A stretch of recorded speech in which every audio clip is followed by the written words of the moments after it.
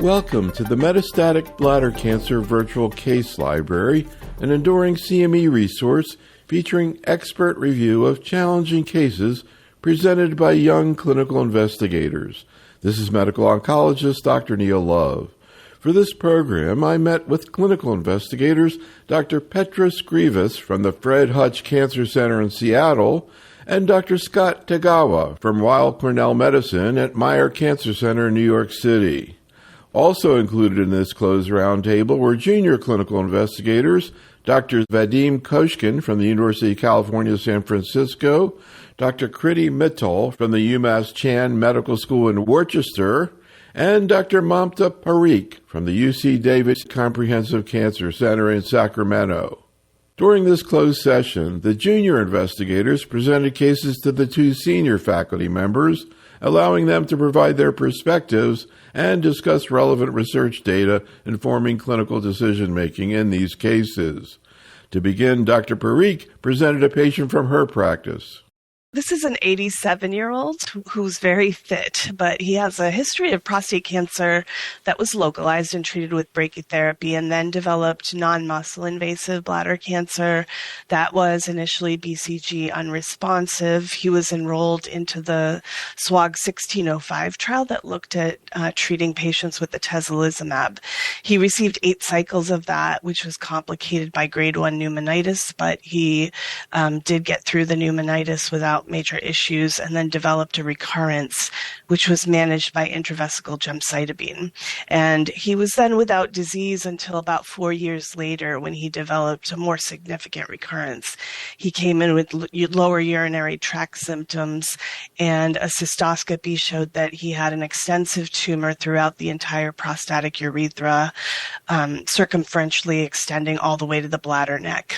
Pathology from the optimal resection of this mass showed a high-grade, poorly differentiated carcinoma that was consistent with urothelial origin, and there was invasion into the muscularis propria.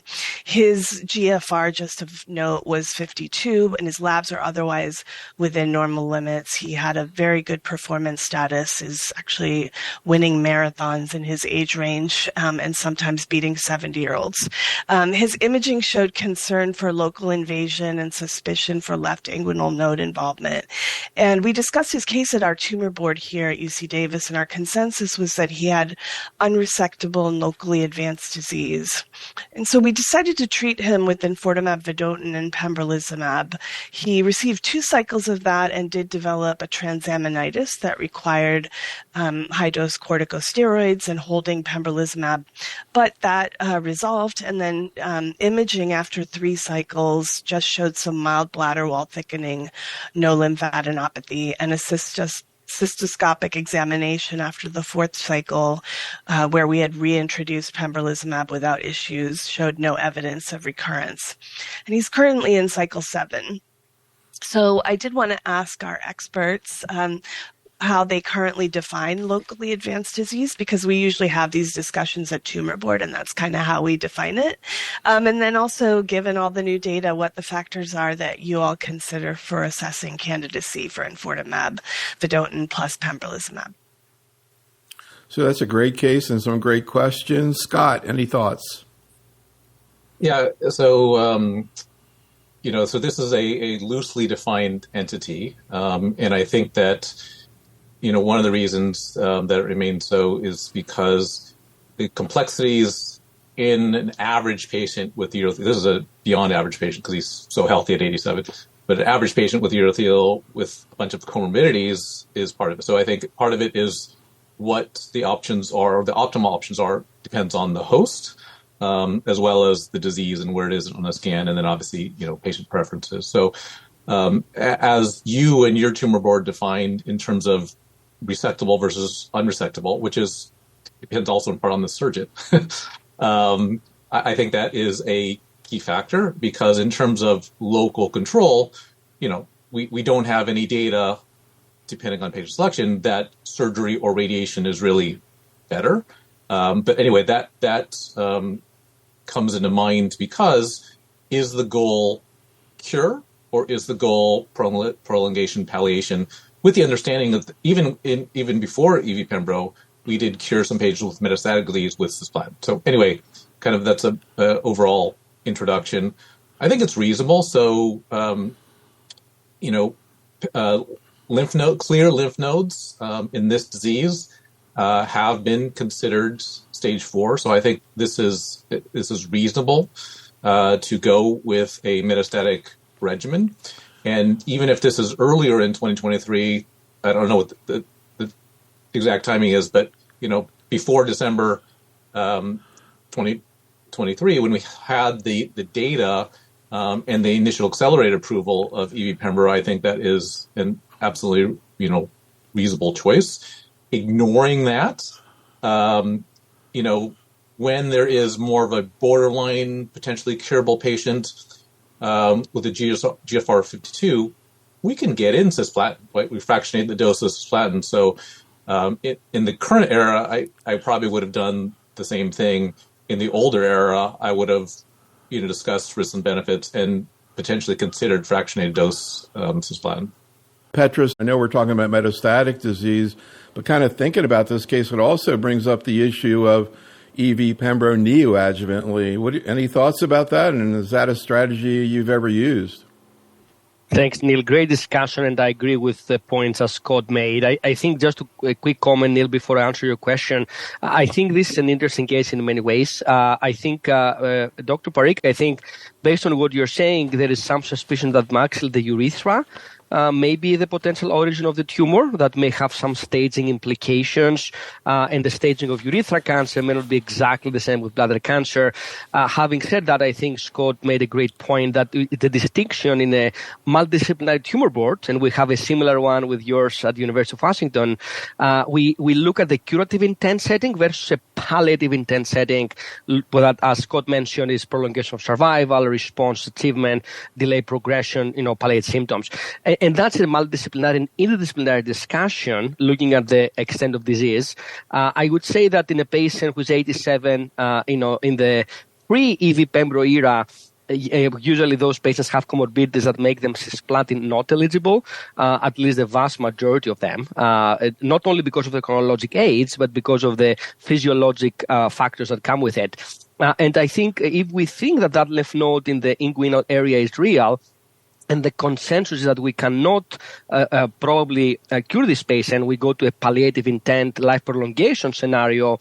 I think the principles of optimal systemic therapy in that setting comes to play. And in that context, I think pembrolizumab and enfortumab is a very reasonable option. We saw some interesting data at ASCO GU. Dr. Michael van der Heijden showed us the subset analysis from the EV-302 trial that compared pembro EV to platinum-based chemotherapy, GemCis or GemCarbo.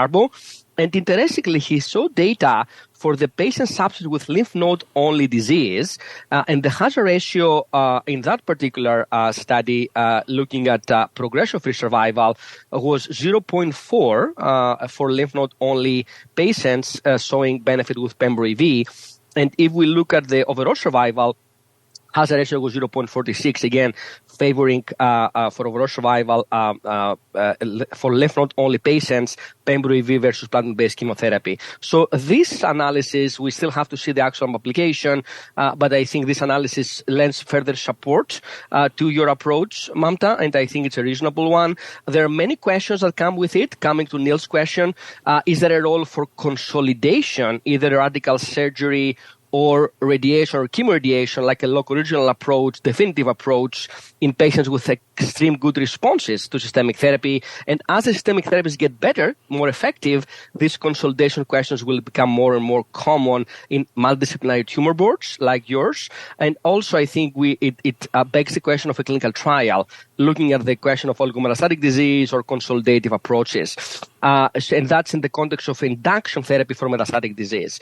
In parallel, to answer Neil's question, there are trials looking at the purely neoadjuvant approach, and there are two of them, testing the pembrolizumab plus enfortumab combination in a pure classical unconventional neoadjuvant approach for muscle invasive most of them node-negative disease, and the question is whether N1 may be sometimes included into that paradigm with curative intent. And those trials, the Keynote B15, is looking at Pembro-EV combo versus Gemcis as a neoadjuvant, and they have also an adjuvant component of Pembro-EV for cisplatin-eligible patients, and then the Keynote 905 is looking at that question of Pembro-EV or Pembro alone versus no neoadjuvant treatment in cisplatin-ineligible patients. So, Neil, to answer your question, in a pure neoadjuvant, node-negative curative intent scenario, I will stick with the standard of care cisplatin-based chemotherapy or clinical trials, and I will wait for the phase 3 trials of Pembro-EV to read out. However, in the setting of that case, I think Pembro-EV is reasonable because it's a technically locally advanced and resectable early metastatic disease. So in a second, why don't we go to this other case, this 66-year-old patient. But Vadim, did you have a question or comment? I wanted to bring up one of the, I think, interesting aspects of the history of the patient in the first case, and that's that the patient had prior immune checkpoint inhibitor, and not only that, but also a potential adverse event from that. That was the grade 1 pneumonitis. Now, of course, grade 1 pneumonitis is usually just radiographic findings in an otherwise asymptomatic patient, but I wonder if when considering a frontline regimen like EV-Pembro, where both drugs actually can cause pneumonitis, and that's a potential concern, whether that affects your anyone's decision to any extent.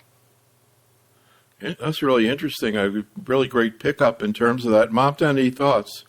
Yeah, I might just mention the other concern I had was that this patient actually progressed in the non-muscle invasive setting on atezolizumab. So that was another thing that made me rather nervous about starting this patient on enfortumab vedotin plus pembrolizumab. I actually talked to the patient about platinum-based chemotherapy versus this treatment, and we had a very measured discussion about it. So I do think it is challenging when you know that patients do have some predilection to developing checkpoint inhibitor related toxicity. But I think as this case demonstrates, sometimes when they do have minor adverse events, it can be managed through. That's a great point, though. Why don't we bring in another case, and then we're going to talk about the data, some of the data that we're referring to. And this is a 66-year-old woman. What happened with her, Dr. Mittal? Yes, so this is a second case of a patient with metastatic urothelial cancer who received frontline treatment with EV-Pembro. So the patient is a 66-year-old female with a history of GERD, hypertension, grade 1 neuropathy who presented with flank pain. Imaging revealed a filling defect in the left ureter with concern for pelvic lymphadenopathy. And once staging studies were completed, lung nodules were found, which on biopsy confirmed a diagnosis of M1 urothelial carcinoma originating in the upper tract. Molecular profiling revealed FISH ERBB2 3+ positive with CPS score of 60%, MSI stable, and tumor mutational burden of 6. This patient initiated frontline therapy with enfortumab vedotin and pembrolizumab. 6 months in, the patient is doing great with excellent response in almost all sites of disease. And my question for our experts is, what standard versus experimental options are available in 2024 for the near future for potential second-line treatment in light of the molecular findings? So, that's another great case there. Scott, any thoughts? There was data at ASCO GU that HER2 high protein and or gene application is associated with response to EV. This patient did have a good response and seems to be having an ongoing response. Another thing I'll point out for the kind of general audience that may or may not have used EV yet is that just because someone starts out with some neuropathy does not mean that they would be prohibited from receiving EV. One feature of the EV-Pembro regimen is that the dose intensity of EV is less than single agent. It's 2 out of 3 rather than 3 out of 4. And we can adjust dose, et cetera. So just kind of to point that out. In this particular situation, I'm not sure what's happening. I know the question is about second line, but I bet the patient's going to have progressive peripheral neuropathy, and especially in a setting of disease control, continuing the pembro but stopping the EV is actually level 1, because in the phase 1 as well as the phase 3 trial, if there was a toxicity from one drug, the other one could continue. So just kind of put that out there. I think that the number one most important factor right now is both physician and patient education on how to manage all of our new drugs, including EV pembro, because of the benefit that has shown. So the question is about second-line options. So to comment about the EV302 study, which was EV pembro versus platinum-based chemotherapy with or without maintenance, the most common next-line therapy happened to be platinum, although that is a fact after EV pembro. But this was a worldwide trial, and many places that's all that is available. So we don't know the answer to what is the best drug in that setting. I fully support, because experimental is the second word in the question, I fully support clinical trials. So even though we do have some standard of care options, I fully support a clinical trial. We do know that there are several HER2-directed therapies that are out there, at least one, an ADC that has breakthrough designation. The issue I have with that particular one, dasatinib vedotin, is that it's also MMAE. So an issue is in terms of, additional neuropathy.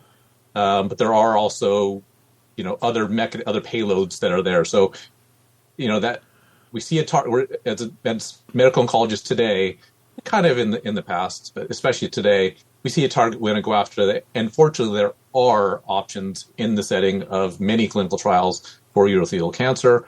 Aside from that, looks like there's not activating mutations or fusions. So, things can change, but that tends to be an early event. So then, I'd say the most standard options outside of a trial would be, what else do we have?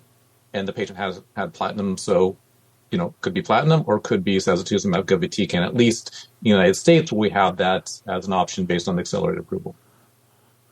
So I'd like to see what Petros thinks about it. The last module, or next to last module we're going to do today is on HER2 positive disease. We'll talk more about it, and we'll maybe refer back to this case. One of the things that's interesting about it is not only is it HER2 positive, but it's CPS 60%. I know it's a completely different disease, but you see that a lot in gastric cancer, where first-line therapy, the 85% of these people in the gastric are PD-1 positive, is chemo, trastuzumab, and pembro.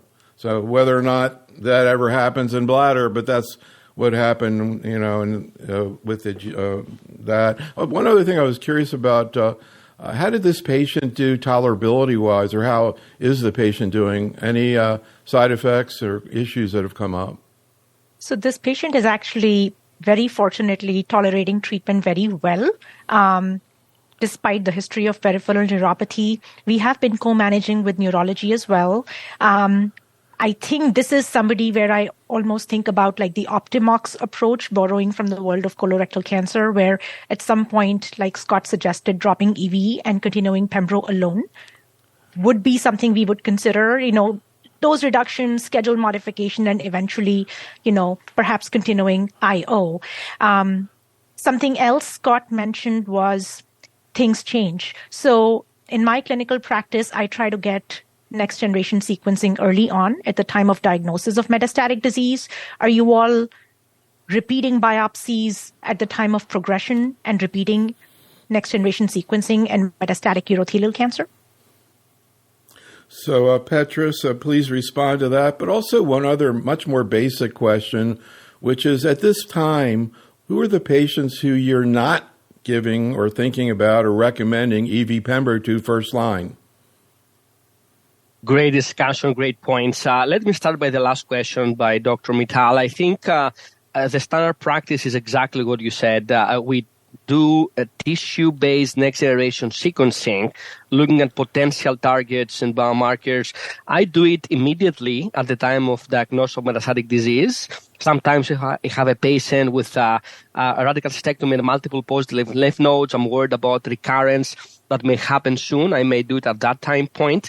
We tend to use the archival specimen, either cystectomy or TURBT. I try to go with the most recent biospecimen to try to get the most biologically recent or relevant case. Having said that, I think you made a great point that a tumor may evolve. We have clonal evolution and progression. So ideally, in an ideal world, we would like to follow and sequence that over time.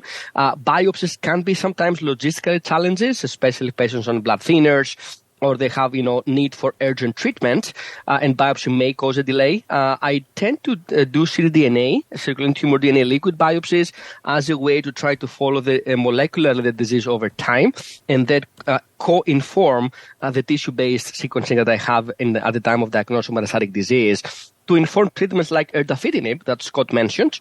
And that brings me to the question that was posed before. What do you do post-pembro EV?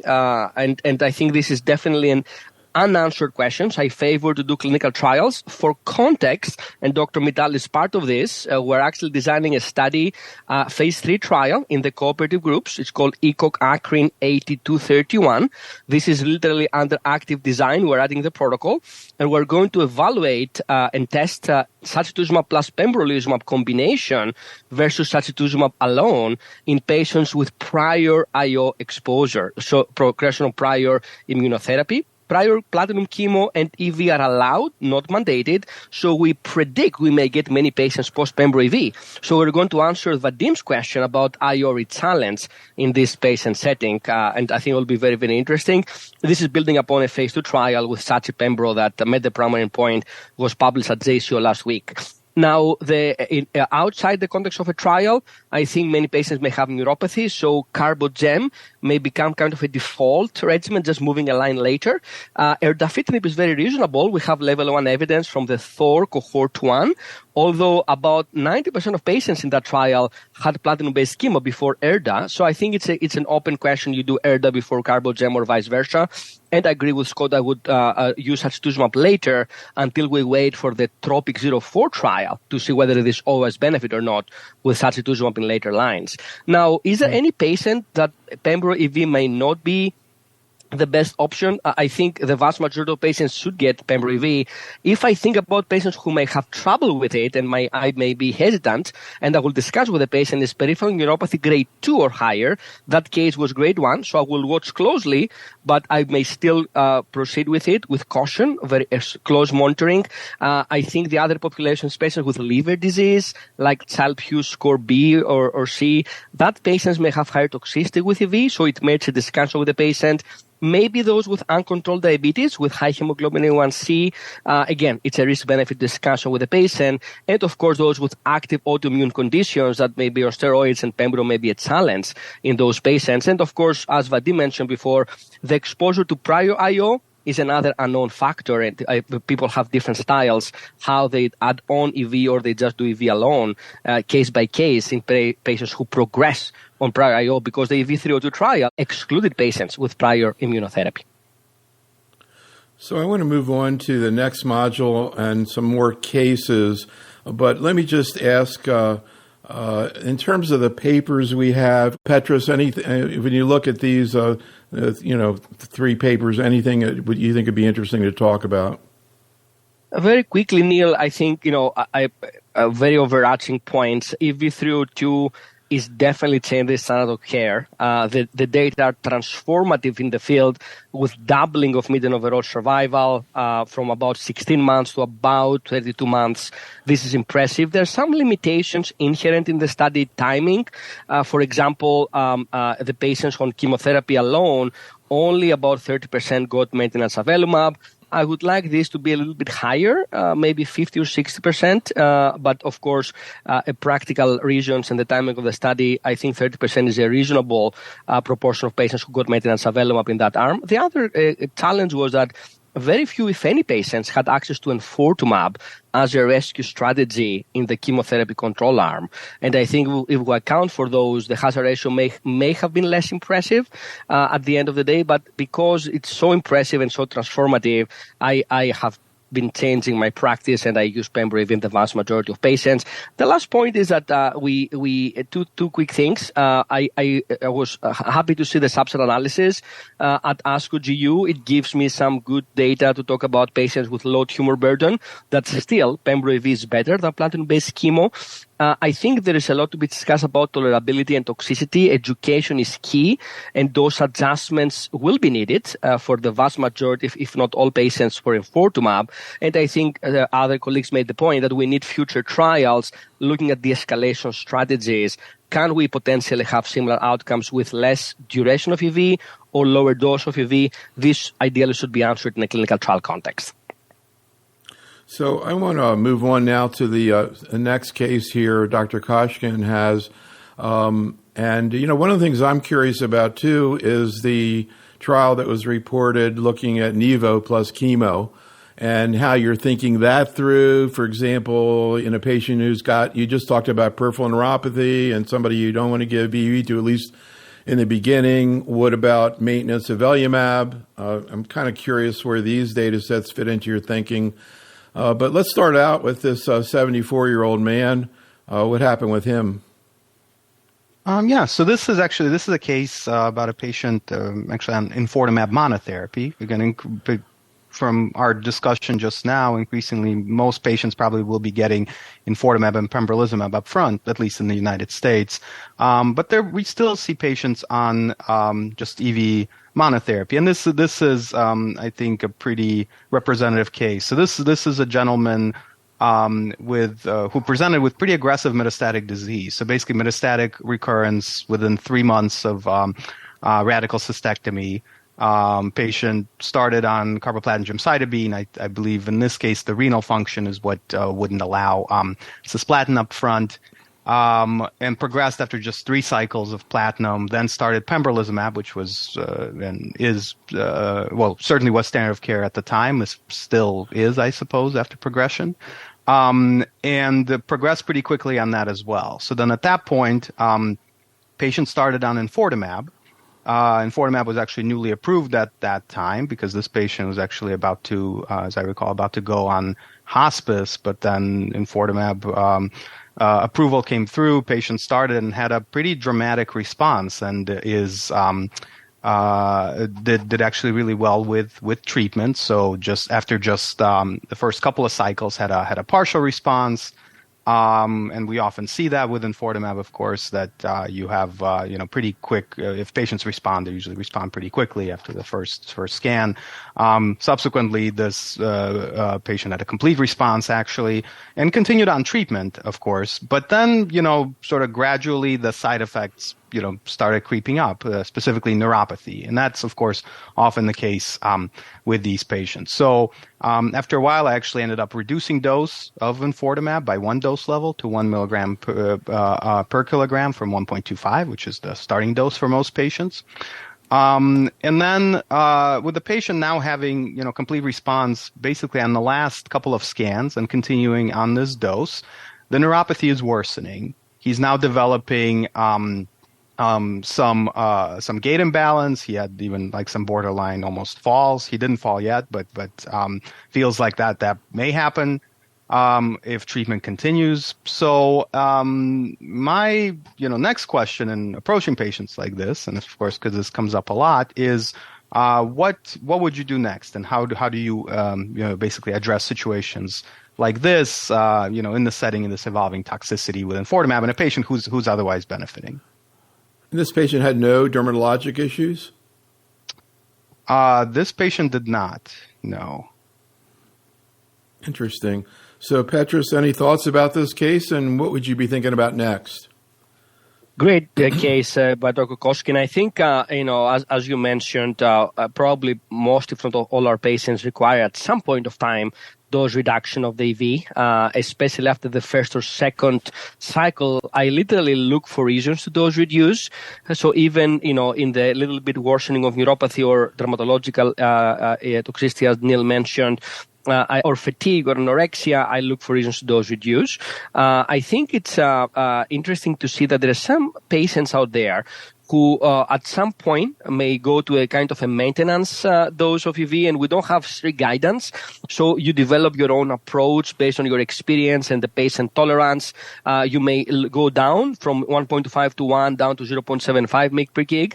And then maintain the schedule. At some point, you may think about dropping the day 8 and having the patient coming 1 every 2 weeks. Again, these are not standard, but kind of artistic approaches pragmatic approaches to get patients to therapy. And maybe a few patients out there who may need to stop treatment. And I think your case, Vadim, is worrisome at this point with impacting quality of life, gait issues, balance issues, risk of falling, 74 years old, and you don't want to cause harm. The patient has a durable, complete response. So it merits a discussion with the patient, and some patients may stop treatment. And we see these anecdotal stories with treatment-free interval being long, even off therapy. So I think it's a reasonable discussion with the patient to potentially stop treatment, see how they do, and of course monitor closely with scans maybe every 2 months. Mamta, did you have a question? I'll ask the panelists what their thoughts are, because we run into this issue of patients who have ongoing complete responses on enfortumab, but clearly there is toxicity developing, and whether there are any markers that they use. I know that ctDNA has not been validated in this setting, but do you ever use it when you do discontinue the enfortumab as something to inform your decision-making at all? So, Scott, maybe you can comment. I was going to ask earlier, but, we always get into cell-free DNA. Where are we with urothelial bladder cancer, cell-free DNA? Of course, not just metastatic, but particularly adjuvant after the atezolizumab data. Any thoughts about these questions from Mamta, and again, also about cell-free DNA? So in terms of the first part, I'm completely comfortable stopping EV. And I agree with Petros. I would monitor it closely. So if they were down to, some people are doing well and they don't want to get scans, they're down to every 3 or 4 months. But after stopping, I would watch a little bit more closely and then maybe spread them out. But I'm completely comfortable with that. Some people do improve their neuropathy, but most don't improve significantly. So that's an issue just because the scans are okay, if you can't walk, that's a problem. And then just go back that you brought up, Neil. It's about half of people have skin toxicity. And I don't want to say it's no big deal because there has been SGS reported, but it tends to be an earlier phenomenon, and most people get through it with occasional dose holds, occasional adjustments in the dose. Most people get through it, although we do have to be mindful of those very, thankfully, uncommon but very severe cases. In terms of cell-free DNA overall, I would say it's absolutely prime time for urothelial carcinoma in the setting of FGFR3. It was in fact used as part of some of the trials, so I'd say that is absolutely there. And then for this, like any other disease, we find something that's there, and sometimes it's helpful for clinical trials or off-label use of some other things. When there's no clinical trials that are there. In terms of monitoring, I think that the kind of bespoke platforms, that those are probably the best to be able to detect minimally residual disease. Unclear how useful they are in this setting or kind of other settings, but in the adjuvant situation, because it is prospective data, I think that's great, and there's at least a couple of studies that are that have started actually that are basing adjuvant therapy based upon bespoke platforms of cell-free DNA. So I think there's a lot of uses, and they're being validated. I hear also in other cancers where cell-free DNA using it with oligometastatic disease, stage 4 NED. I never thought to ask this, Scott, but do you see cell-free DNA as non-muscle invasive disease? Yeah, yes, they can be there. And you know, the whole platform or different platforms are evolving.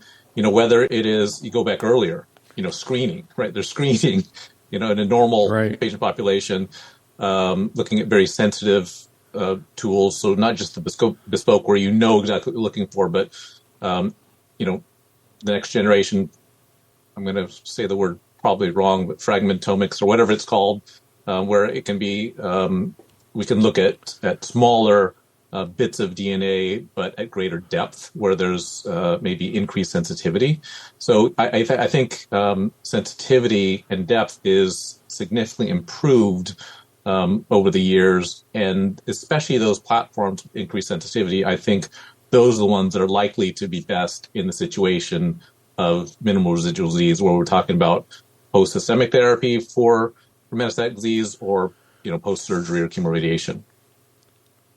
So let's bring in another case. This is a 75-year-old man, a patient of Dr. Mittal, and then we're going to take a look at some data.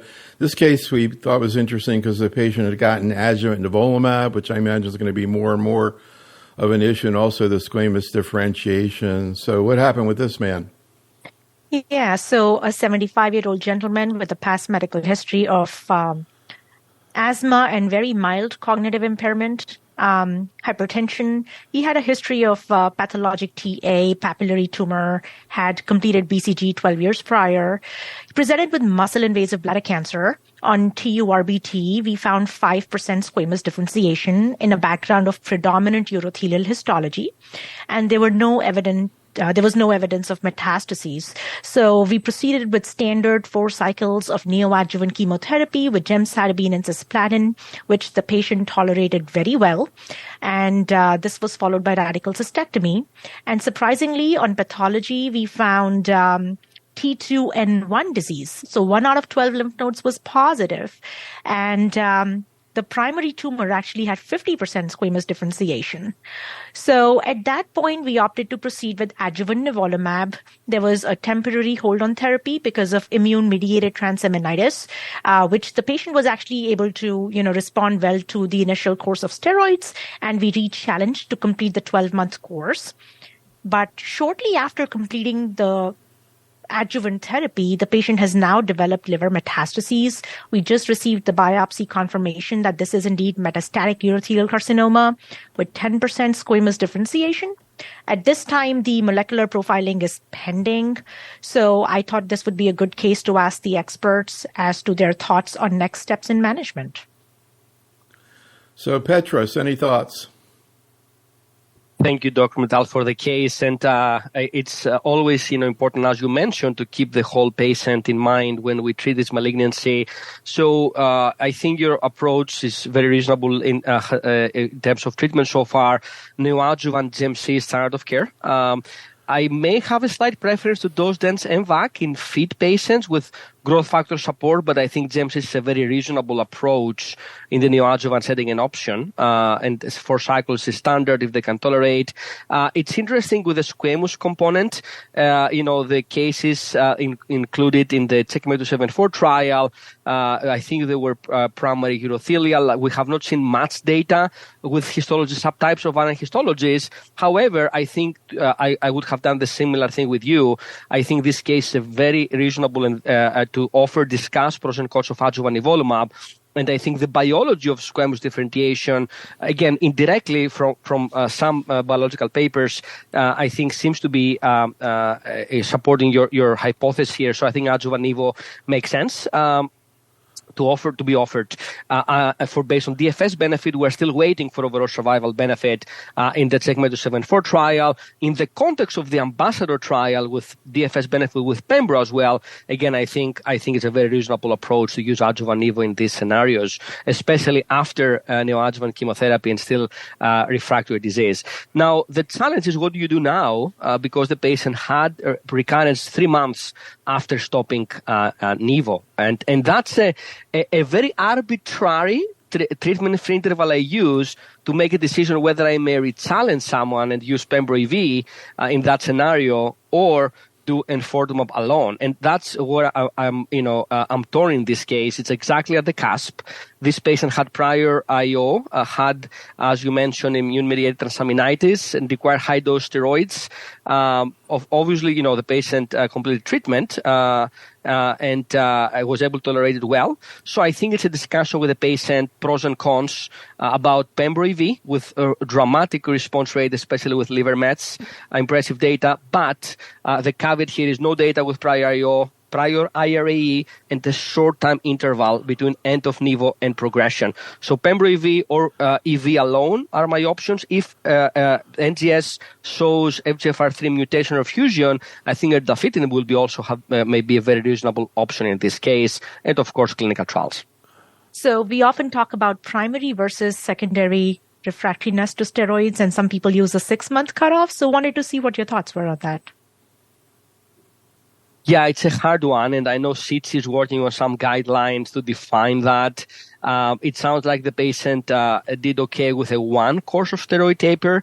We always get nervous, especially with immune-related hepatitis, and we have an immune-related adverse event tumor board here to review those cases. I think it's a really individualized discussion with the patient about pros and cons. To your point, Dr. Mittal, if you had a patient with steroid refractory IRAE, that will make me even more worried to use IO again. Of course, the higher the severity or refractory steroids makes me even more worried. I think in this particular case, it's a borderline scenario. Again, pros and cons with the patient. The textbook answer, I think, is EV alone or erdafitinib alone. I think that's probably the textbook answer in this case, based on the available data. The addition of doing Pembro to EV is an individualized after a careful risk-benefit discussion with the patient. Just to come back to Scott, in terms of the issue of people who had prior IOs, whether it's for metastatic or adjuvant, one of the things that people always bring up, particularly in patients who've gotten it in the metastatic setting, is using combination immunotherapy, for example, anti-CTLA-4, PD-1 like Ipi-Nivo. Is that ever a strategy that yields anything in urothelial bladder cancer, Scott? Not that we know of, I guess, is the short answer. I think that more or less exactly what Petros said. I think definitely this overall situation. So particularly if I'm thinking about single agent IO and knowing that doesn't work that well with liver mets, that wouldn't be something that I would think about. I know you're not necessarily, the question was not necessarily about single agent IO, but IO kind of based without any other cytotoxic or targeted therapy component, that I would worry about that. I don't think anyone really knows the time cutoff. So I look at the time cutoff for this, and technically, in the old days, this would not be called platinum refractory because the relapse was more than a year after the platinum. But we got nivolumab in there, and is that valid, right? That was based on a lot of retrospective studies that said those that relapsed within 12 months of having perioperative platinum chemotherapy had the overall survival of the same thing as getting platinum for metastatic disease. But inserting IO, we have no idea what that means. But technically, I would say we could also give cisplatin-based or platinum-based chemotherapy in this particular setting.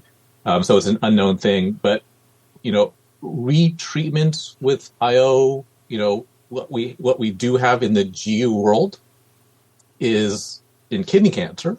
And that's around, an effective targeted therapy. And we say we don't do that, and other diseases don't necessarily have that. So continuation of an immune checkpoint inhibitor versus with the second line therapy that's targeted, it's extrapolation, but a general reason is I think we need to prove that it actually works before we're actually doing it. So I want to move on to the next module in a minute, but first I just want to ask Petros to try to help me put in perspective this data that came out this past year, Nivo plus Gem-Cis in advanced disease first line, and I guess you get into indirect comparisons, and I'm curious how you see this versus avelumab, the Javelin strategy versus EV Pembro, theoretically, how you evaluate it, and what your thoughts are about these data, and anything in particular we ought to take a look at. Great question, Neil. Definitely a very interesting time at ESMO 2023, having two practice-changing phase 3 trials. And in the absence of EV-Pembro data, this trial that you saw here, gemcitabine would have been a home run and a big reason to celebrate. I think it was overshadowed, to your point, by the Pembro EV data. With the caveat that you mentioned, it's always very hard and inherently difficult to compare across trials. It's I think, in a brief statement, I would say that Pembro EV data look more impressive. And obviously, the Checkmate 901 trial is positive. Very briefly, this was GemCis plus Nivo concurrently with GemCis, with a continuation component after GemCis completion for up to 2 years for those who could tolerate it and did not progress, versus GemCis alone. Only about 20% of patients in the GemCis alone chemo arm received switch maintenance avelumab, which makes this comparison that, Neil, you asked, very difficult. GemCis Nivo versus GemCis followed by avelumab. You may argue on one side that if these 20% of patients who got avelumab, if it was 50 or 60%, we may have had a negative Checkmate 901 trial. On the other side, you see higher response rates with GemCis Nivo, about 57% or so, compared to GemCis alone. And that higher response rate is also translated to lower primary progression rate. So you probably have less attrition if you use a checkpoint inhibitor upfront, and that may be a driver of some patients who may opt to take it upfront in combination. The other interesting thing was that about 22% of patients on GemCis Nivo had complete response, and the median duration of complete response was about 3 years, 37 months. So we do not have a biomarker to know who these patients are, but if you knew in an ideal world, and you know that you get chemotherapy for a fixed duration of time, and then with Nivo maintenance you get, a CR, that's a compelling argument. In the absence of biomarkers, it's hard to predict. I see GemCis Nivo being used as a great option, mostly in countries where Pembro EV is not available because of cost reimbursement issues.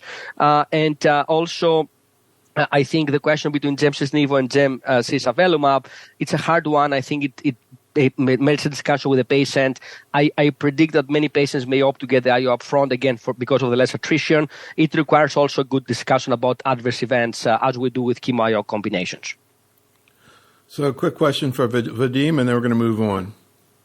Yeah, just real quick, based on some of the excellent comments that Petros just made, both trials, the Checkmate 901, EV302, actually presented really impressive data, right? And Checkmate 901 on its own, anytime in the last 20 years, would have been, huge, right? Unfortunately, that particular regimen was presented right after EV302, right? So now we have these two regimens that have shown overall survival benefit. As you mentioned, some areas of the world, EV302 regimen will just not be available, at least not right away. So Checkmate 901 will be used. But in a setting where both regimens are available, is there a patient population where you actually would do the Checkmate 901 regimen over EV302? And I ask that because, of course, one of the main exclusion criteria for EV is neuropathy, which we also can't really use with cisplatin. So is there any patient where Checkmate 901, let's say in the United States or another area where both regimens are available, would be, feasible? I can comment briefly, and maybe Scott, you can comment too, and others. It's a hard one, Vadim. I think these are really looking for very, very few patients that scenario may apply. Hypothesizing here patients maybe with liver disease where you're worried about cirrhosis and potential breakdown of infortum of vedotin and toxicity, or patients with uncontrolled diabetes with high hemoglobin A1C. I don't say these are contraindications 100%, but I think they definitely merit a discussion, and that may be cases where you may consider the GemCis Nivo. But I'm interested to hear what other people think about this. Let's say exceptional cases. Let's go on to this next case, a 79-year-old man, a patient of Dr. Parikh. Can you talk about this patient? Sure, thanks. So this has some overlap with Dr. Koshkin's previous case. So this is a 79-year-old who came in with gross hematuria, and initially he was treated for an infection, but then imaging showed bulky retroperitoneal and pelvic lymphadenopathy as well as left cervical lymphadenopathy. His left cervical node was biopsied, and the pathology was consistent with metastatic urothelial carcinoma. He was enrolled into all of our good friend Dr. Monty Paul's trial of looking at gemcitabine plus cisplatin with or without berzosertib, an ATR inhibitor. He was randomized to the berzosertib arm. He required some dose reduction in cisplatin, which is important to note because this trial was a negative trial, and in part that may be due to the dose reductions required in cisplatin. He had a partial response to therapy after 6 cycles, though. And after 10 months, he unfortunately then developed progression, and he was treated on another trial of a soluble ephrin B4 human serum albumin therapeutic in combination with pembrolizumab. And he had radiographic progression on the first evaluation on this treatment. So then he received enfortumab vedotin, and he initially had a partial response that then converted to a complete response after about cycle 18. He had dose reductions due to development of neuropathy, similar to Dr. Koshkin's case, and we had already dropped day 21. At cycle 21, we dropped day 15 as well due to worsening neuropathy, and at cycle 44, the enfortumab vedotin was held because he's also developing decreasing GFR and kidney dysfunction despite weekly hydration. So we already talked a little bit about cell-free DNA, I think, but I am curious about what the maximal duration is that folks feel comfortable with. I think this is my limit. It's interesting having these conversations with patients. I think we've all had them with immune therapy, and now we're having them with enfortumab as well, about that there's anxiety about discontinuing a therapy that's potentially beneficial, but at the same time, we don't want to add to toxicity. So curious about whether you all have a cap on the duration of treatment. So, Scott, maybe you can tackle some of these questions, and also maybe just to take a step back and remember that our primary target audience for this activity is the general medical oncologist. You are GU oncologists. So we also want to kind of dip into some more basic issues of people who don't use these drugs as much.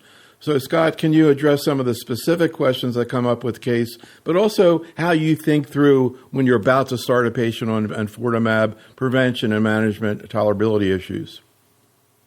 So in terms of duration of therapy, I think that it is helpful to, when we have something in mind, to say that up front. So, for instance, if we're giving a cisplatin-based regimen, and we're thinking of maximum of 6 cycles, we say that up front. Or for me, if it includes pembrolizumab, whether it's single agent or in combination, a cap of 2 years. When we say that in advance, I think that is helpful.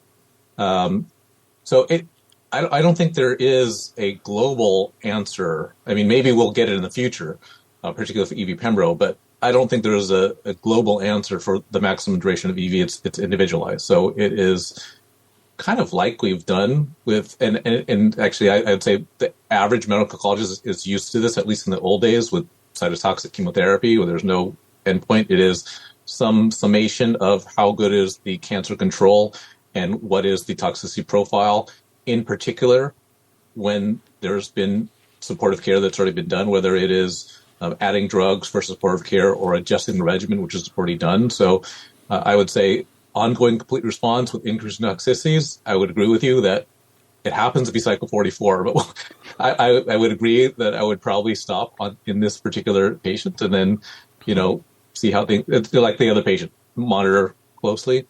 In terms of the broader question for Neil, in terms of what am I thinking about with EV, so I think that virtually all oncologists, whether they're specialists or generalists, are well-versed in PD-1, PD-L1. So if it's EV Pembro, all that really applies.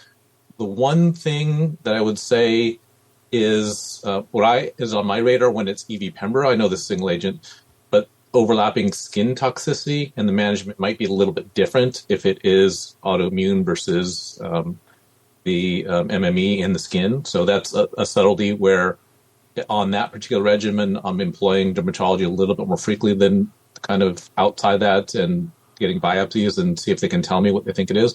But in any case, broadly speaking, there is patient selection. And we have, level 1 evidence in terms of what has been part of clinical trials. So Petros mentioned diabetes and glucose. So checking hemoglobin A1C, just like you might check a hepatitis B panel as per guidelines prior to general therapy, that would be part of this therapy, as well as the glucose coming in and cycle by cycle basis. That is something that's a little bit separate. And then beyond that, it's what is their baseline skin like? Because some people have rashes to begin with. Is their baseline nerve function? So if neuropathy happens, it is more often sensory than motor, but it could be either. So we want to kind of have that, and then institute frequent assessment. So I realize that there are infusion centers that are out there. I think particularly in early cycles, the patients need to be seen prior to every dose. I don't think it has to necessarily be an MD or DO. It could be an NPPA, but I think they need to be seen. And that's, physical assessment, both for rash as well as what's going with the neuropathy, because, patients are scared. They have metastatic disease. They know they could die, and they know these drugs can prolong life, so they might want to hide some of those adverse events to stay on drugs. So it's kind of a general answer. I guess I'll repeat what I said in case this is a clip. Skin toxicity more often happens earlier in a number of cycles, with neuropathy later, but anything can happen at any time. Petros, anything you want to add to that description in terms of your experience, and also this issue of the difference between dermatologic management with EV-associated dermatologic issues versus IO? Like, how does it differ?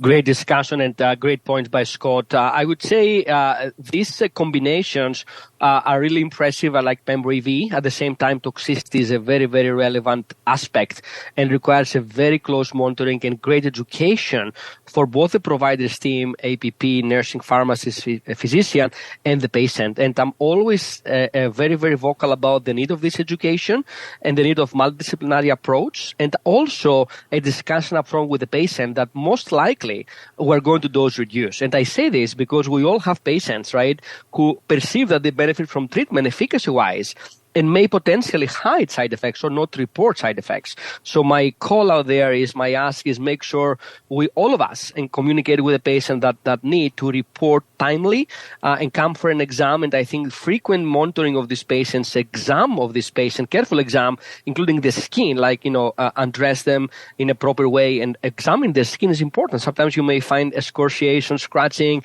itching phenomenon or skin rash that patient may not report. The other aspect of it is that, as Scott mentioned, the time onset of those events can be variable. There may be some guides out there suggesting the higher peak of the incidence, but really can be a higher, broader range of when those can happen. Practically speaking, Neil, very, let's say, high-level points.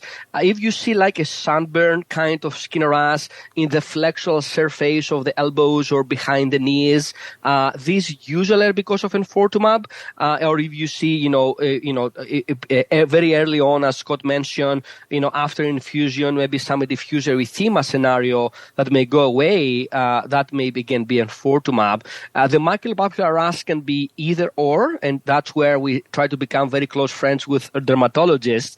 Obviously, this luxury is not available in every single cancer center, but when available, I always recommend dermatology involvement. Sometimes a biopsy could be helpful.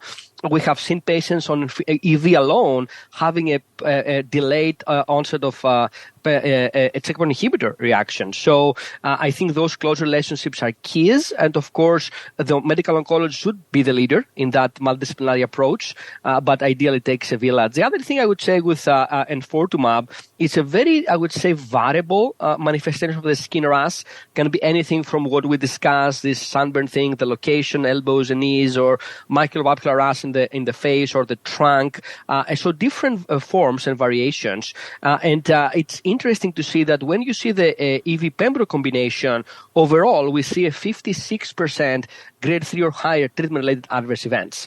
And we need to keep that in mind when we educate the patients. And of course, if you think about neuropathy and skin rash, are usually the most common reasons, I would argue, for dose reduction or dose holds. Fatigue may be close behind.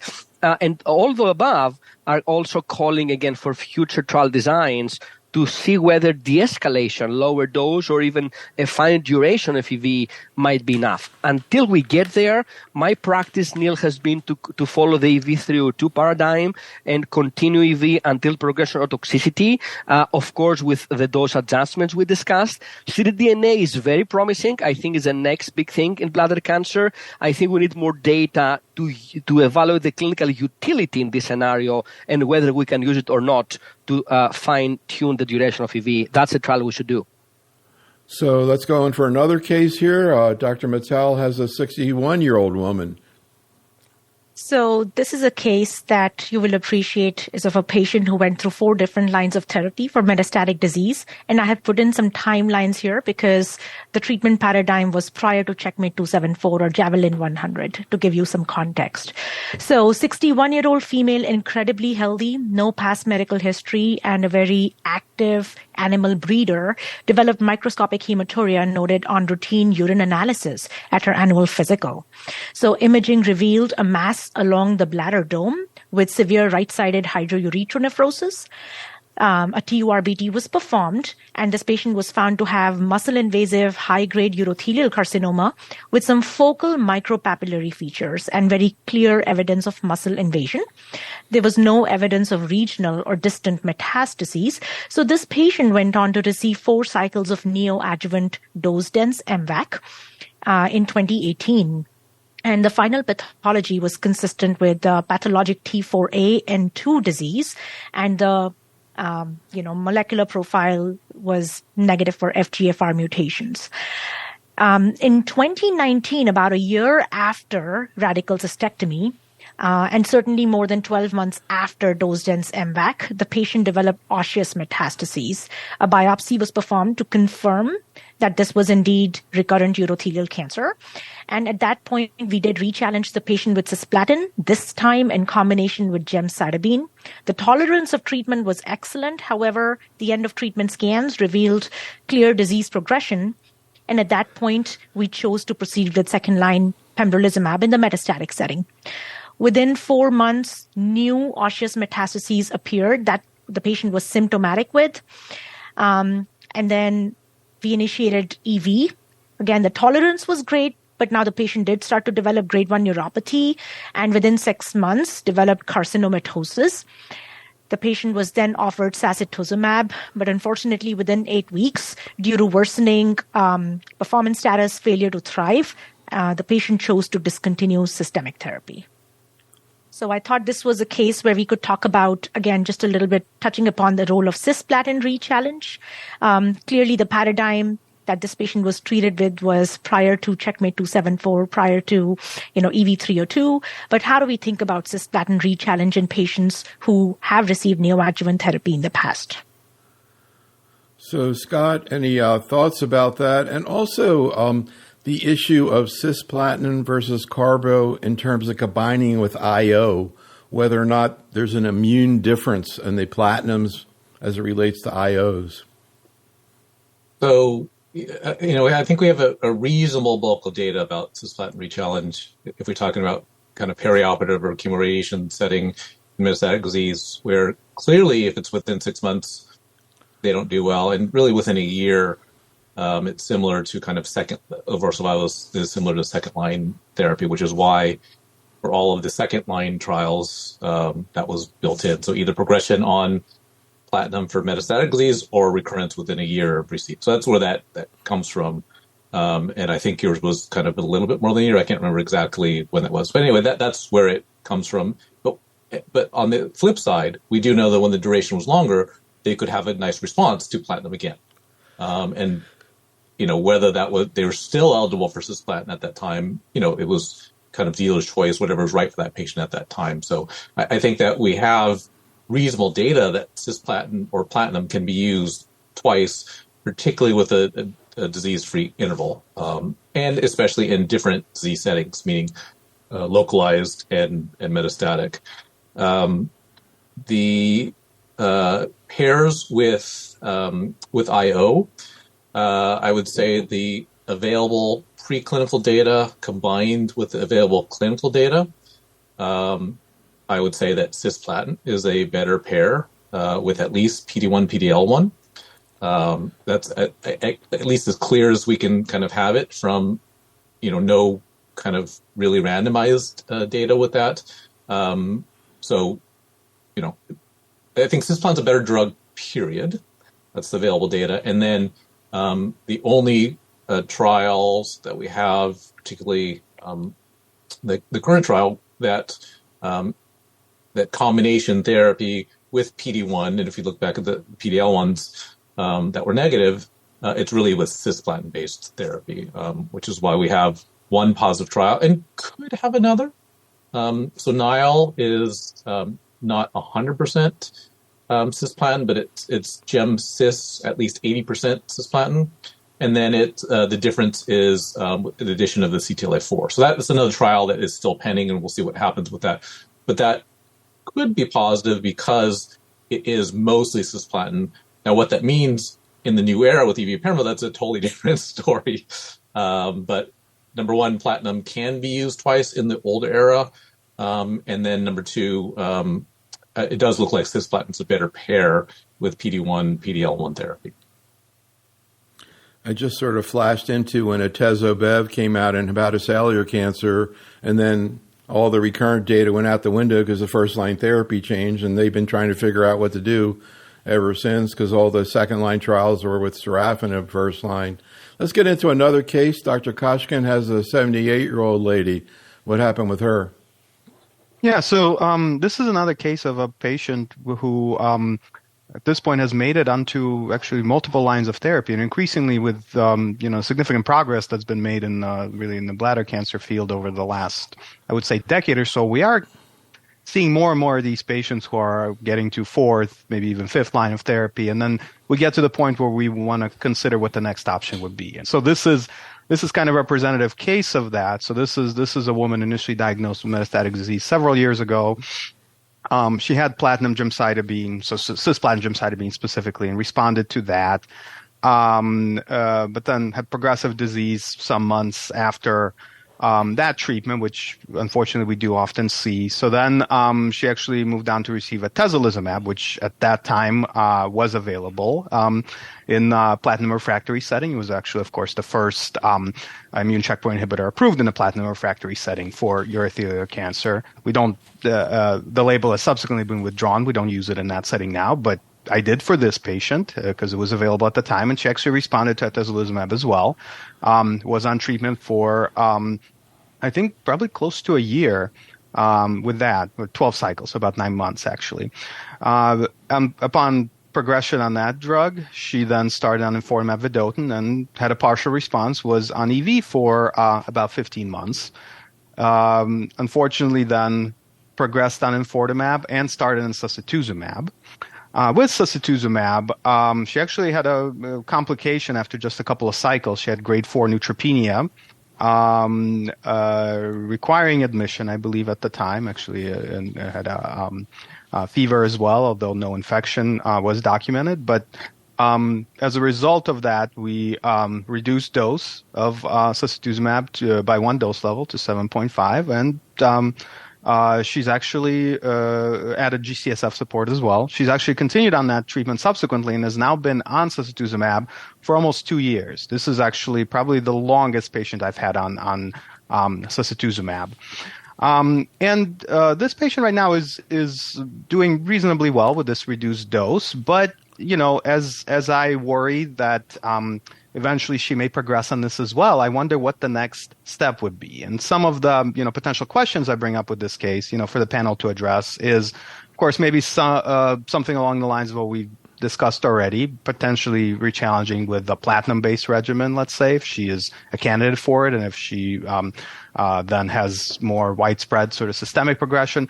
Or, some of my other thoughts are about in the setting of oligometastatic progression, which I've also seen in situations like this, where a patient overall is doing pretty well on systemic treatment, but maybe now has, one metastatic lesion, like a lymph node that pops up. Would you consider maybe using localized therapy to treat that oligometastatic disease in this situation? Or altogether, maybe focusing on some of the biomarkers in this patient's situation, like ERBB2 amplification, which is noted in the case, but I didn't highlight, would you consider something like a HER2-targeted therapy perhaps off-label?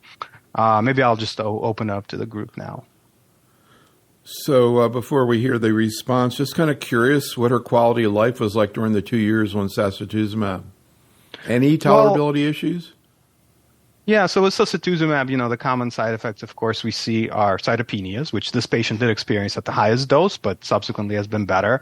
Loose stools is another one, which for this patient hasn't been as much of an issue. But, over the 2 years that she's been on this drug, there has been sort of progressive fatigue. And, I think it's hard for any patient to be on systemic treatment like this for 2 years. So, I think she's tolerating it, reasonably well. But, after 32 cycles on this, of course, I think it does affect your quality of life somewhat, I would say. So, Petros, I'm curious about your thoughts about this case. And also, we have some of these papers related to sacituzumab, including trials looking at it combined with IO. Anything there you want to talk about as well? Great discussion, and thanks, Vadim, for presenting. I can start, and Scott may comment too. So I think that's an example of how the field has transformed recently, Neil, right? We would never have a case like this 6-7 years ago because of lack of therapy. So I'm pleased to see we have many more options for our patients, and I'm glad to see that this patient was able to get through and prolong their life expectancy, transforming the life expectancy. In terms of treatment options going forward, I think one comment I would make is sacituzumab, a 2-year treatment duration is impressive. I think the median response duration usually is less than a year, and median PFS less than a year. So that patient definitely has a durable benefit, and this is great. And we see those patients. And in the spider plot from the original paper that Scott led in JCO 2021, cohort 1 of SATSI alone, after prior platinum, after prior immunotherapy, response rate was 28%, and we see that some of those responses being durable. So there are outliers out there who do really well for a long time. We do not have a great biomarker to know a priori who these patients are. We're doing some work. We just published a manuscript with Johan Loriot, Scott, and others looking at TROP2 expression. Obviously, we do not test for TROP2 for those patients, but it's definitely an area of research who are those outliers. I agree with using growth factor support up front, and I know we talk to many community oncologist colleagues and friends out there.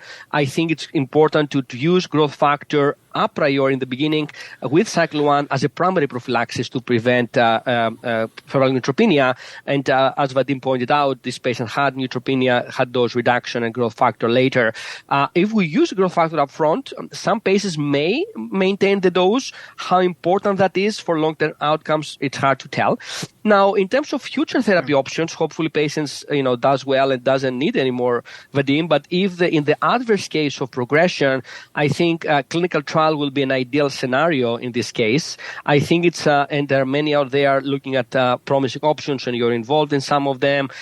In terms of molecular profiling, you showed what it was, but I think, ctDNA again might be useful to see if there is any clonal evolution. Rarely you may pick up an FGFR2 or 3 alteration in ctDNA down the road. How biologically relevant it is, hard to tell, but that may potentially open the door for erdafitinib. Unlikely, but it could be something to consider. And the other, in terms of a challenge with any platinum, I would be hesitant for 2 reasons. Number one, the patient had poor tolerance.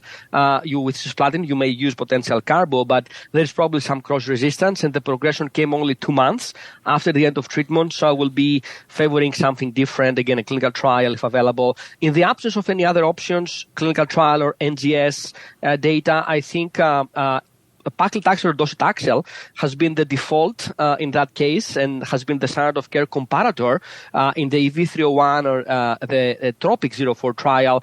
And I think I tend to use docetaxel. I tend to start with 75 milligrams per meter square. Some people may do lower dose and see how the patient does. There are some fewer data sets with pemetrexed or eribulin down the road. Sometimes it's hard to get approvals for those as subsequent options. Scott? So there's kind of outliers there's not always outliers, but with any successful therapy, there's typically some outliers. My personal experience that really started with the phase 1 all-comer trial and then turned into a basket trial of SG with a kind of a different era. My personal experience with EV is that those that are on drug for a long time, particularly with some sort of dose reduction like this, SG is kind of better tolerable in non-head-to-head setting. And I agree that fatigue can maybe be a little cumulative, but less cumulative toxicities than, let's say, with EV because of neuropathy. That's my, kind of personal experience. And, my other personal experience in terms of interacting with community oncologists is that more community oncologists have experience with SG than EV because breast cancer is more common than urothelial. So I think that more doctors have experience with that. And, we don't have the level 1 data yet, but hopefully that's coming, later this year. So, sacituzumab used a lot in ER-positive, HER2-negative, and triple-negative breast cancer, and really being studied earlier and earlier. Let's get into another case. Dr. Parikh has a 68-year-old man. What happened with him? Sure. 5 lines of treatment. Wow. Yep. It's just, that's kind of like Dr. Koshkin's last case too, though. So we are seeing these patients. So this is a 68-year-old man who had a non-muscle invasive bladder cancer in the past, but then developed metastatic disease. He was treated with cisplatin-based chemotherapy initially, completed 6 cycles, and actually had a complete response radiographically. So we discussed his case at the tumor board, and our consensus was actually to proceed with a consolidative radical cystectomy, which he underwent with no evidence of malignancy in any of his pathology specimens. But unfortunately, 18 months later, he progressed with an enlarging retroperitoneal lymph node that was biopsied and confirmed to be recurrent metastatic urothelial carcinoma. So he was treated initially on an experimental therapeutic in combination with pembrolizumab, and he did have a partial response to that, but after 9 months, he had worsening hypertension and had also developed progression, and so did have to come off of that treatment. And then he received 1 cycle of enfortumab vedotin, and unfortunately he had intolerable fatigue and anorexia, which in my hands has been a really rare adverse effect profile for enfortumab vedotin, but I could not talk him into going on any further therapy. So we watched him for a little while, and 2 months later, with evidence of progression, he was enrolled to the SWOG 1937 trial, which is reopening for those of you that are participating in trials. This was looking at gemcitabine plus eribulin, which Dr. Grivas mentioned earlier. Eribulin is an active drug in urothelial carcinoma, and there was a phase 2 trial of eribulin that showed a response rate of close to 50%. So this is comparing it versus standard of care, which will now include taxanes or sacituzumab govitecan, but this patient was randomized to the standard of care arm and received docetaxel, had a partial response to therapy, but discontinued treatment after 6 cycles due to development of clinically intolerable peripheral neuropathy. And so, again, we watched him, and after 6 months, he developed further radiographic progression, had pulmonary metastases, and he consented to be treated with sacituzumab govitecan. So far, his course has been complicated by diarrhea and fatigue, but it's been manageable, and he has stable disease at cycle 3. So I was curious about what folks think about consolidative cystectomy. I have seen cases where this results in a durable remission with no recurrence, but we've also seen the other side, kind of like with this patient. So interested in thoughts about that, given that it's not exactly an evidence-based approach, and then what the optimal sequencing is now that we have all of these therapies, which we did touch on previously. Also, not the most minimal morbidity approach. Scott, any thoughts about this case? Interesting case. So just to point out that, so we've already mentioned the first systemic trial as negative, but individual patients on a negative trial could benefit. Individual patients on a positive trial could not benefit. So that's, we always have an individual patient and their families with us that we need to focus on. I think that I agree there's not randomized data of effective systemic therapy in the setting of advanced disease with or without consolidation of the primary. But I think there's reasonable data for those that, especially that start off with soft tissue disease alone. That's what it looks like, with a very good response, and then coming back in, and whether that is, in retrospective data leads to just a prolonged disease-free survival, or then helps down the line in terms of morbidity, like hematuria, obstruction, et cetera, from the primary growth. I think many of us will believe in it, and I would advise the approach of multidisciplinary discussion, discuss the risk benefits, individualized kind of approach. So I probably would have had that same kind of discussion. So that was the earlier part of it. Later, the question of continuation. So if the patient was still on 10 per kilo, it would be a dose reduction, with some disease control. And then, checking about kind of the maximal supportive care. Are they taking loperamide or escalate to anything else in terms of that? And then going back a case where Petros talked about biomarkers. A disclosure I have is I have a patent shared with others for biomarkers of response to SG, so I'm not going to talk about that. But a biomarker of toxicity we have in some way, which is UGT1A1. So it's not enough that we really need to test, but when we see Gilbert syndrome or it's a known thing, we should, the available data would say that there is a higher chance of neutropenia in that particular setting. So the minimum requires more intense monitoring and/or upfront growth factor. Not as clear for diarrhea or other things, but the trend is there. So in that setting, if we happen to know or we see, something consistent with Gilbert's, then it's something to keep in mind. I am intrigued by your thought about biomarker for response to SG. I guess trope levels have been looked at, but anything else that's being looked at? Well, I guess it's public. So one of the things that I think, at least for urothelial and breast, and maybe some other tumors, is that the way it's been looked at least, the levels of expression are overall high. So it hasn't those with low expression, it's a very small subset and not so different. So, the companies will say, "Oh, give it to everyone." But there may be some sort of expression there, and I'm biased, especially coming from prostate cancers, maybe an imaging tool where we can look at overall heterogeneity versus just what happens to be in that needle that we're looking at, and that needle may have been in something from 10 years ago. So it's a little less clear. I would say that it may be DNA repair. So that's the some available data, which makes sense with the mechanism of Topo1, but that's not validated. So I wouldn't use that to select patients. Interesting.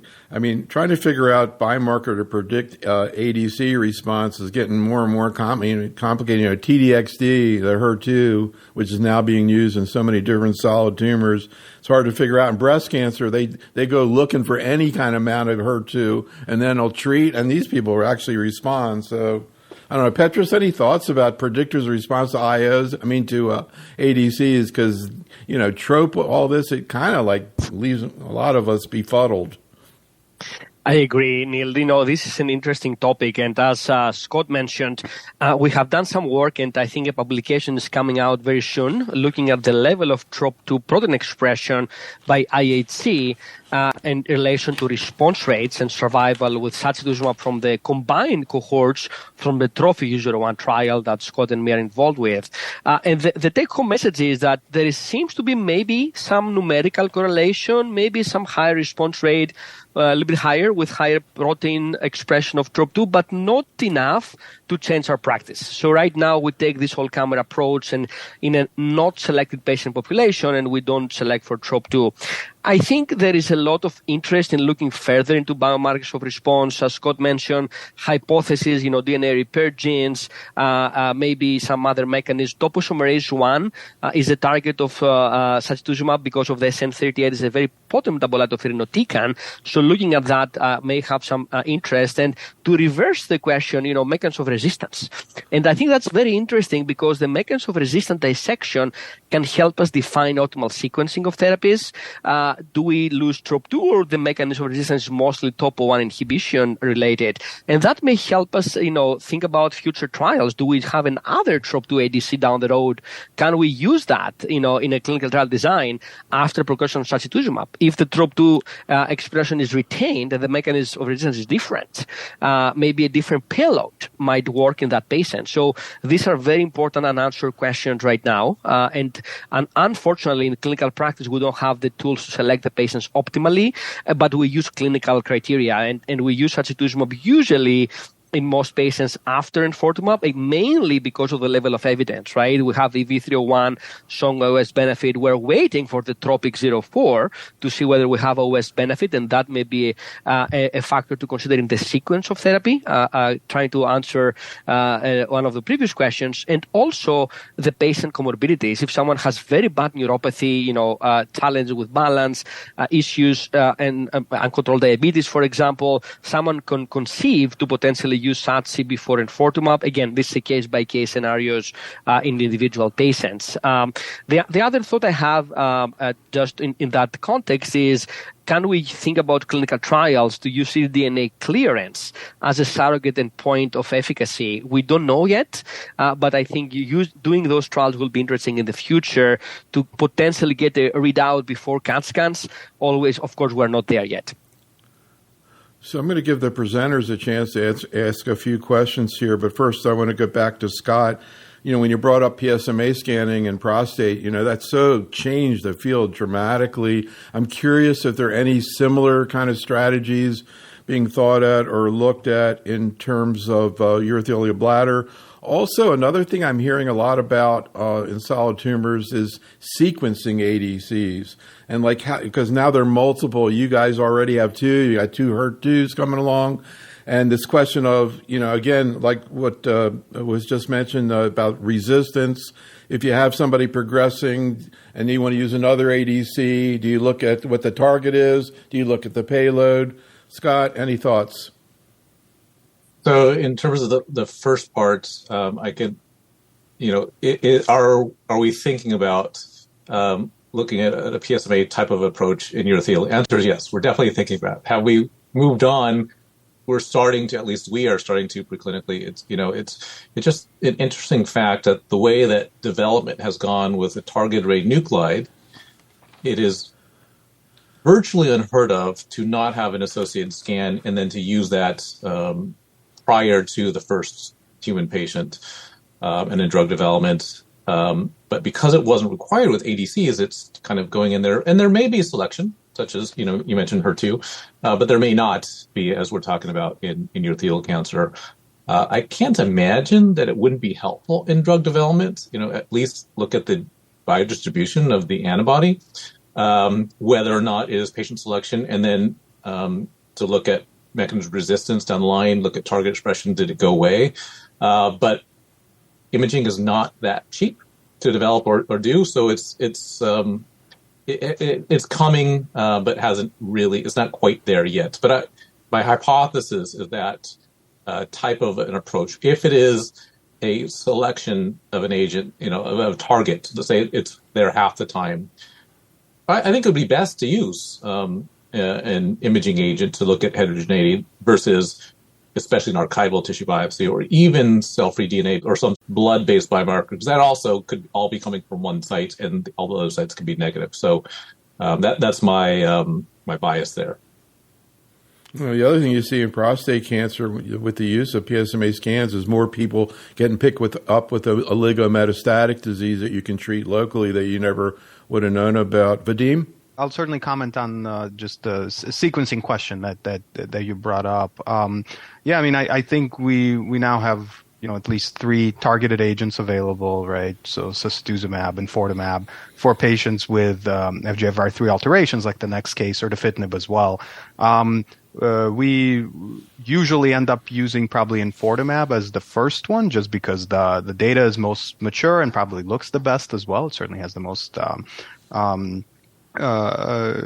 robust looking data, I would say. But then subsequently, it's tough to know how to sequence patients, like whether someone patient with an FGFR3 alteration should get erdafitinib up front or enfortumab. And so it's tough also to answer these questions in clinical trials. So actually increasingly we're doing more retrospective studies to answer these questions. So myself and also Dr. Grivas, and I think some of the other investigators are participating in the UNITE database, where we're looking at outcomes with targeted agents. And I think that's produced some retrospective data to answer those questions, like responses to sacituzumab, for instance, after enfortumab, or even responses to erdafitinib after enfortumab as well. And with that, maybe this is probably a good segue actually into this case. So here we're finally, we've alluded to FGFR3 inhibition before in the role in urothelial cancer, and here this is our initial case with this. So this is a patient of mine who was diagnosed with metastatic disease, and actually up front was really resistant to, and this was a strong patient preference, to not receive platinum-based chemotherapy. So he was actually enrolled on a trial of combination immunotherapy, immune checkpoint inhibitor. This was actually the PIVOT-10 study, combination of nivolumab with a pegylated IL-2, or BEMPEG, for patients with low PD-L1 expression. So this is a trial that actually was accruing a few years ago. Unfortunately, ended up being a negative trial.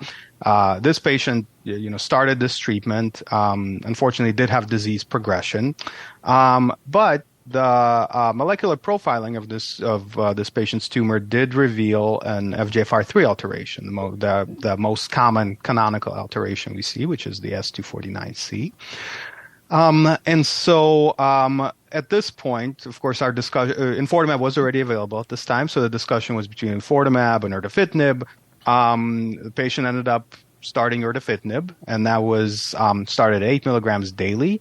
And he actually had a pretty good response. So initially had a partial response. Subsequently, this actually evolved into a complete response.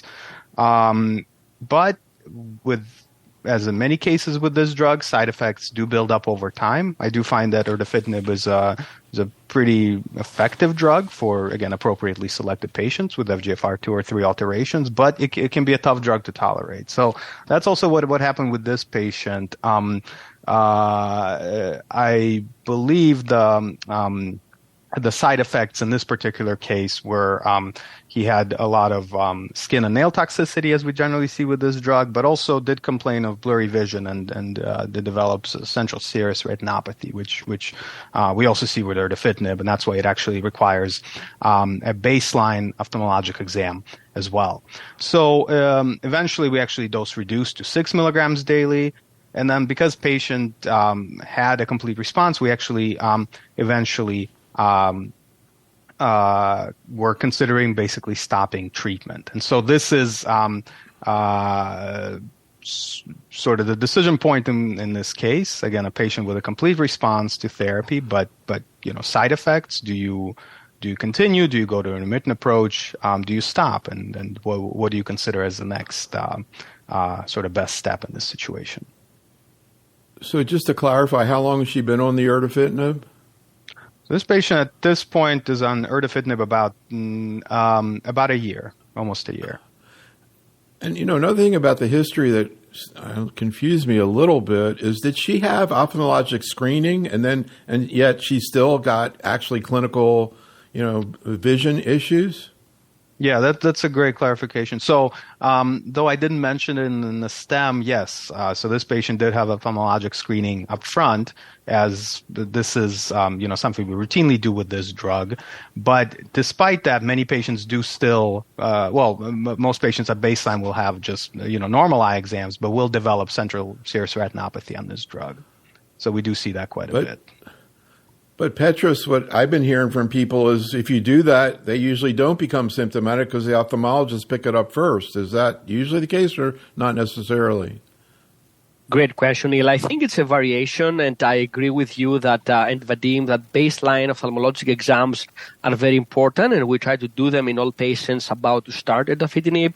Ideally, doing a dilated eye exam, looking at the eye, looking at the cornea, looking at the retina, and do an OCT to pick up any potential underlying abnormalities that may be relevant as you monitor the patient. If you look at the label, the package insert, this calls for monthly exams, at least in the first 4 months, and then every 3 months thereafter, assuming no complications from the eye, from the vision.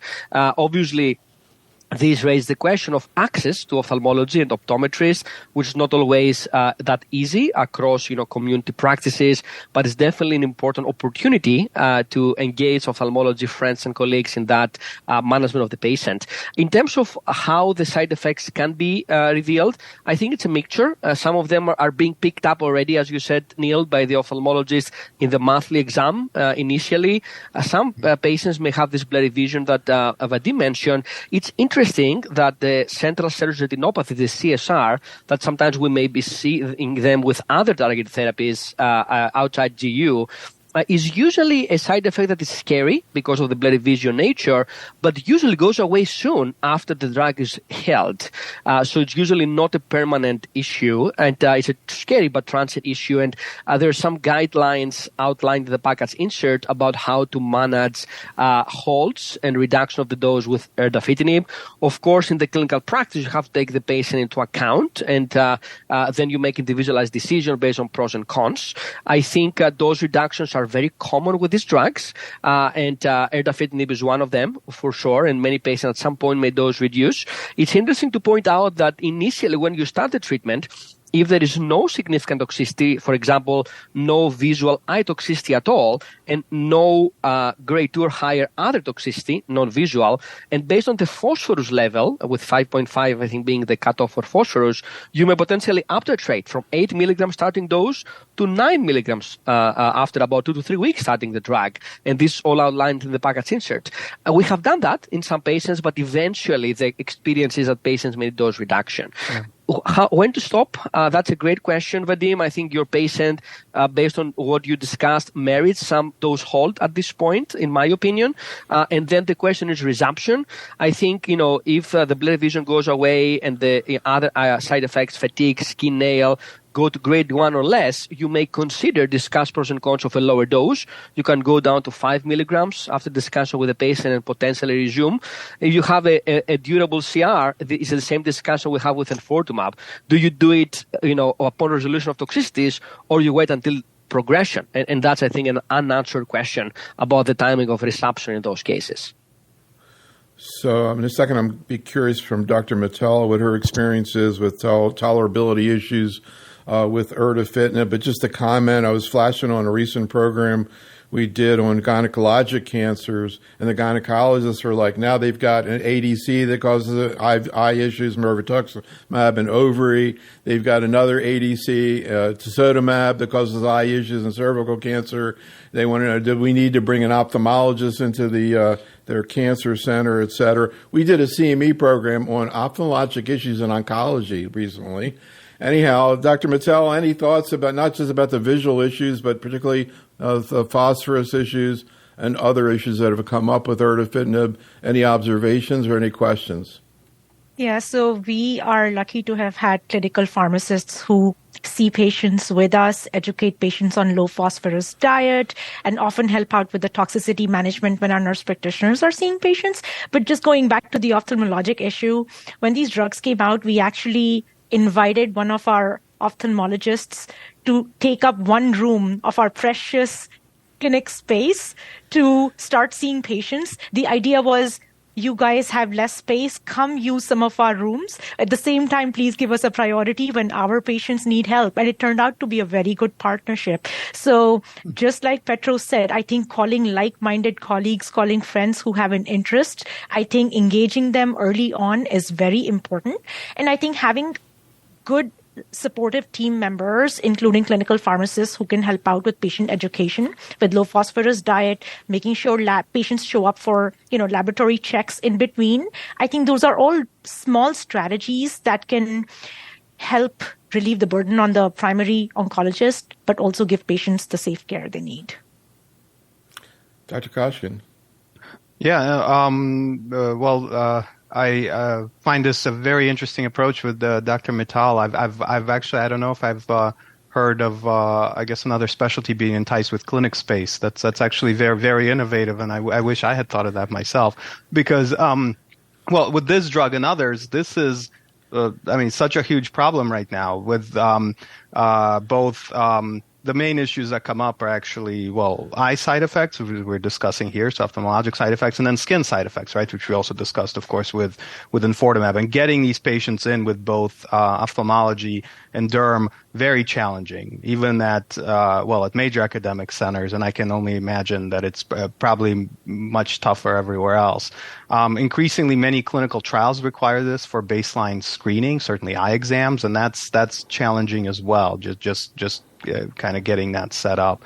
But yeah, with many of these cases, it's pretty important to involve these specialists. And actually, dermatology, I also find actually very helpful with many patients who are on treatment with erdafitinib. So that's another issue that comes up quite a bit. Petros, any thoughts on where erdafitinib is heading in the future, not just earlier in metastatic disease, but in the localized disease, also non-muscle invasive disease? They have a TAR-200 delivery system that's got erdafitinib in it. Where do you see all this heading? It's a great discussion. I agree. I think overall, Neil, FGFR3 is a very relevant target biomarker in urothelial carcinoma, and overall, traditionally has had a higher role, I would say, as a possible biological driver in non-muscle invasive disease, and especially in low-grade disease. Now, the counter-argument there is, you may not have that high-risk scenarios in low-grade disease. Do you need a high-toxic therapy in that setting? And that's where the balance comes, maybe find alternative routes of administration with less toxicity in patients with non-muscle invasive disease, and that have generated significant interest with an intravesical delivery of erdafitinib, and the program is called TAR-210. We showed some interesting data at ESMO 2023 with TAR-210, very limited, small sample size, short follow-up with intravesical delivery of erdafitinib with a pretzel. And this is the same kind of technology that is used for the TAR-200, which is intravesical administration of gemcitabine. And that program, I think, has significant promise in the future. We have seen data with erdafitinib in early disease spaces. Dr. Kato showed the data from THOR-2 trial, looking at in patients with BCG experienced non-muscle invasive bladder cancer, and showed significant recurrence survival benefit with oral erdafitinib compared to intravesical chemotherapy, single agent chemotherapy intravesically. Of course, the challenge there is about a third of the patients had significant toxicities with oral erda. In this patient population, this did not go much forward. However, I think it generates enthusiasm with the intravesical delivery for non-muscle invasive disease. Now, going back to the oral agent, I think it has significant role in metastatic disease as a single agent based on the THOR cohort 1 and cohort 2 data that we saw recently at ASCO and ESMO 2023. I think the question about the optimal sequence remains open.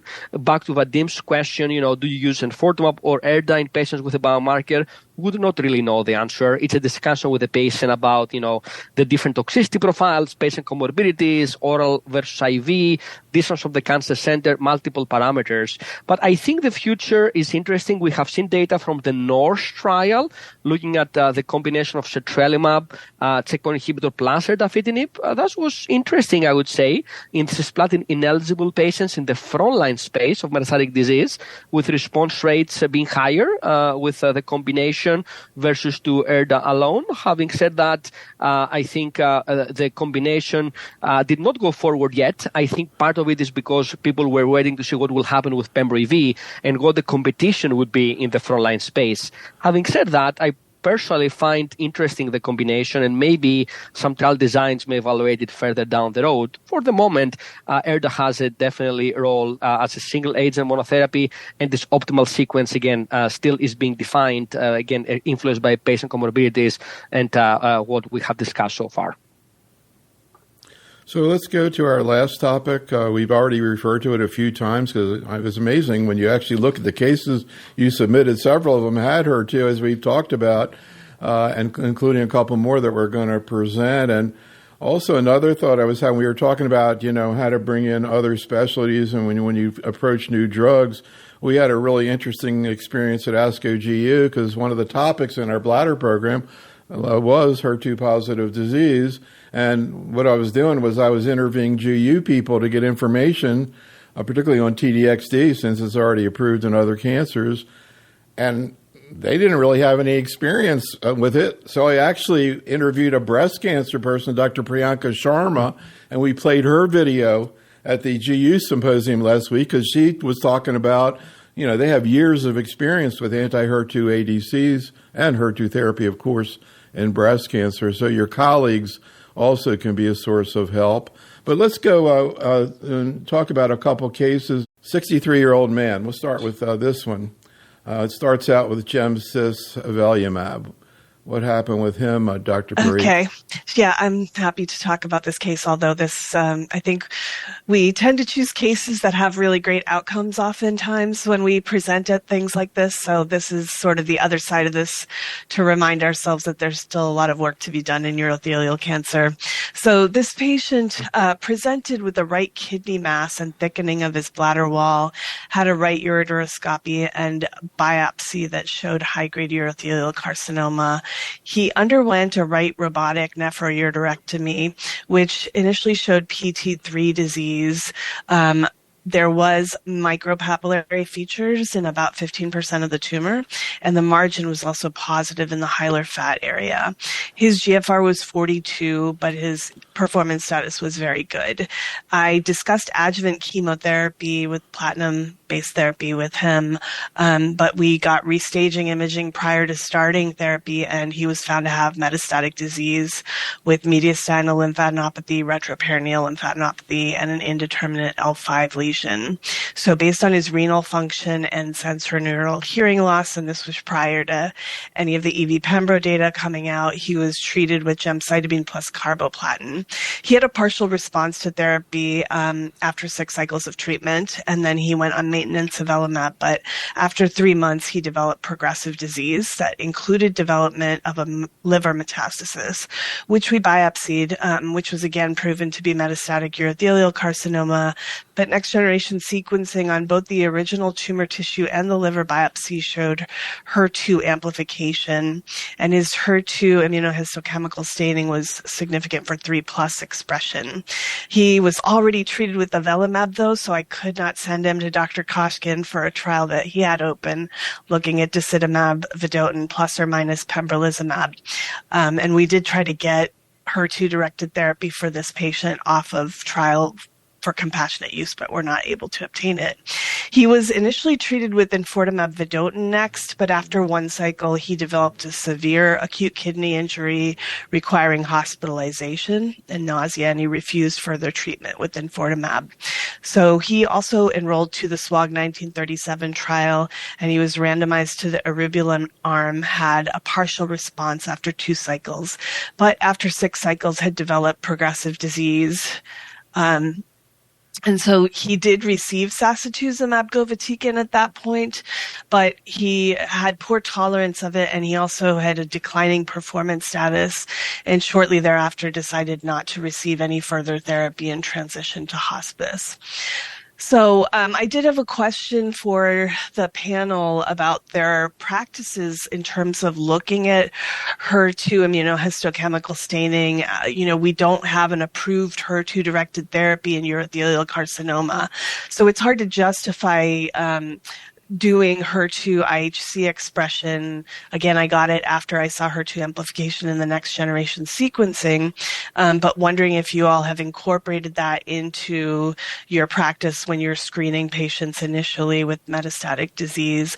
And then also, I think, given the really promising data of disitamab vedotin plus pembrolizumab, I'm curious about how people would sequence today in terms of if that data looks as good as the preliminary data suggest.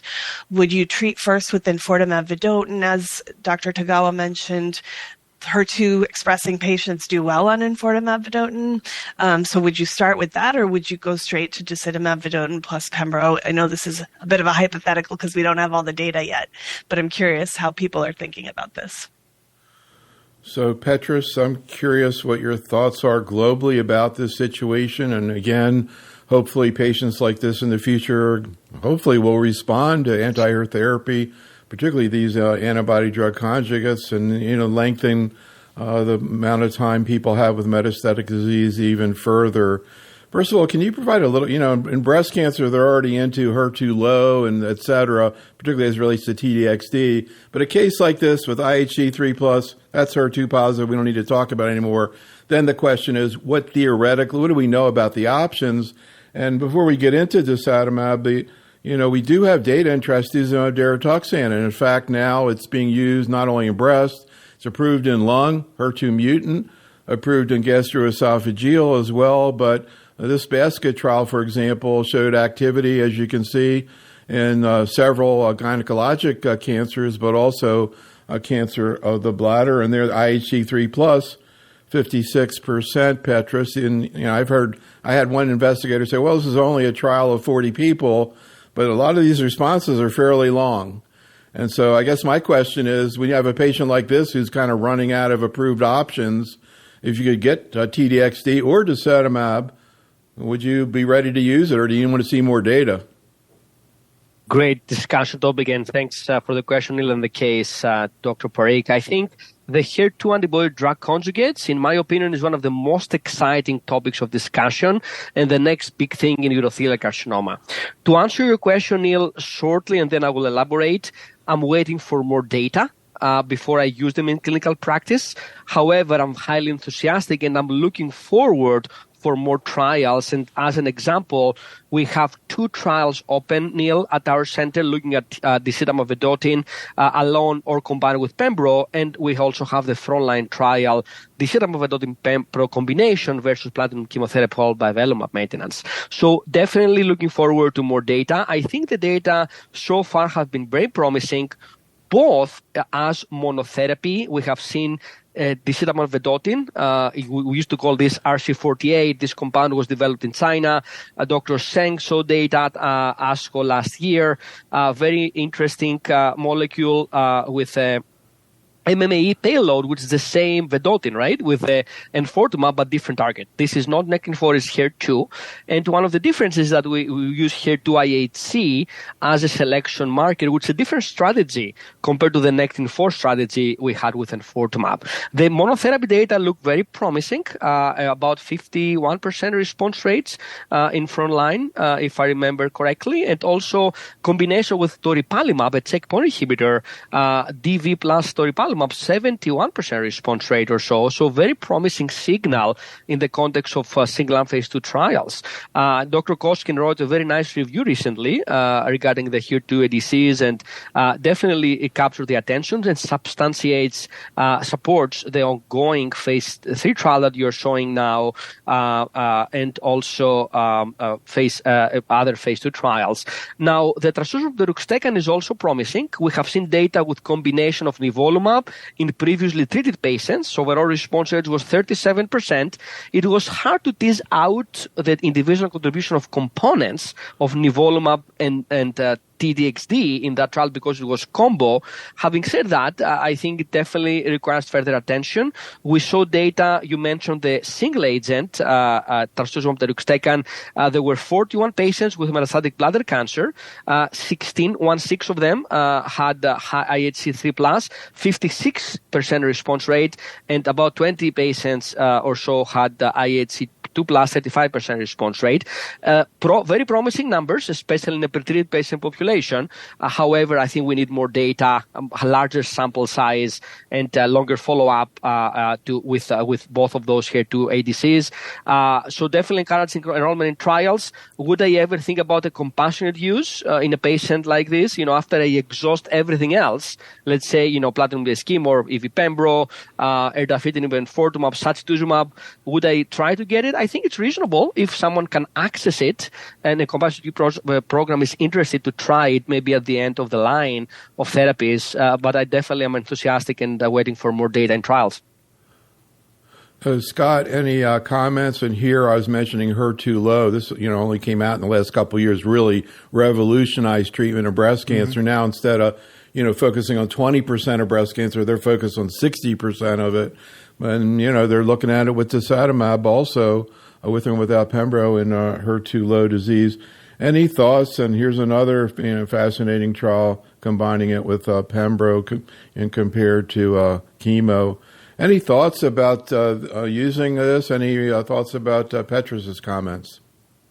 Yeah, so just going back in terms of testing, so our pathologists actually have essential reflex testing, but when it's something like micropapillary, where it's enriched and it's partly for academic purposes that we just kind of want to know down the line. So it's kind of, they always call us and say, "Hey, this is micropapillary. Do you want to test?" And I say, "Sure." We do get the copy number alterations from NGS, but we don't necessarily get protein. So it does come with us, but other times I will, ask for it. I agree with Petros that I would say that I want level 1 data, but at the same time, if someone has overexpression and or amplification and doesn't qualify for any clinical trials, I certainly would pursue getting something off label. And I think it actually was my colleagues, Shoy Falt's first senior authored publication was trastuzumab. Essentially a cure, it looks like, with trastuzumab.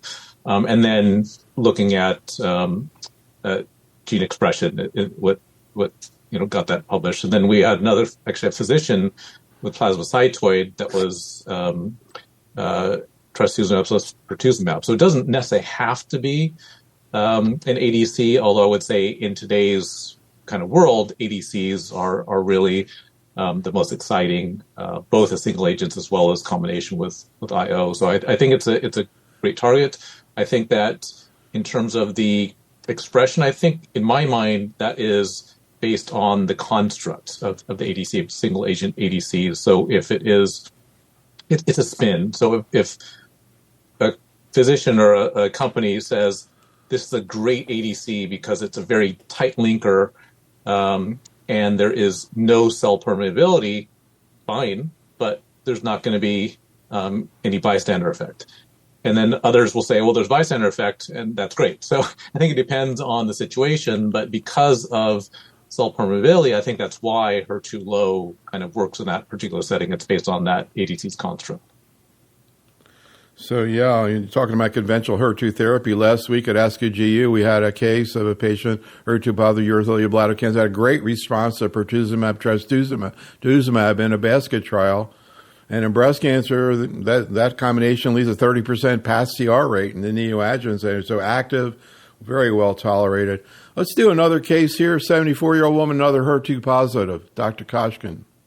Yeah, so this is a case somewhat similar to Dr. Parikh's case, actually. So, again, this is a woman with newly diagnosed metastatic urothelial cancer. She actually has a very remote history, like 20 years ago, of breast cancer as well, localized breast cancer. And she was initially diagnosed with muscle-invasive bladder cancer, had cisplatin gemcitabine for 4 cycles, had a radical cystectomy, though unfortunately had a lot of residual disease at the time of radical cystectomy.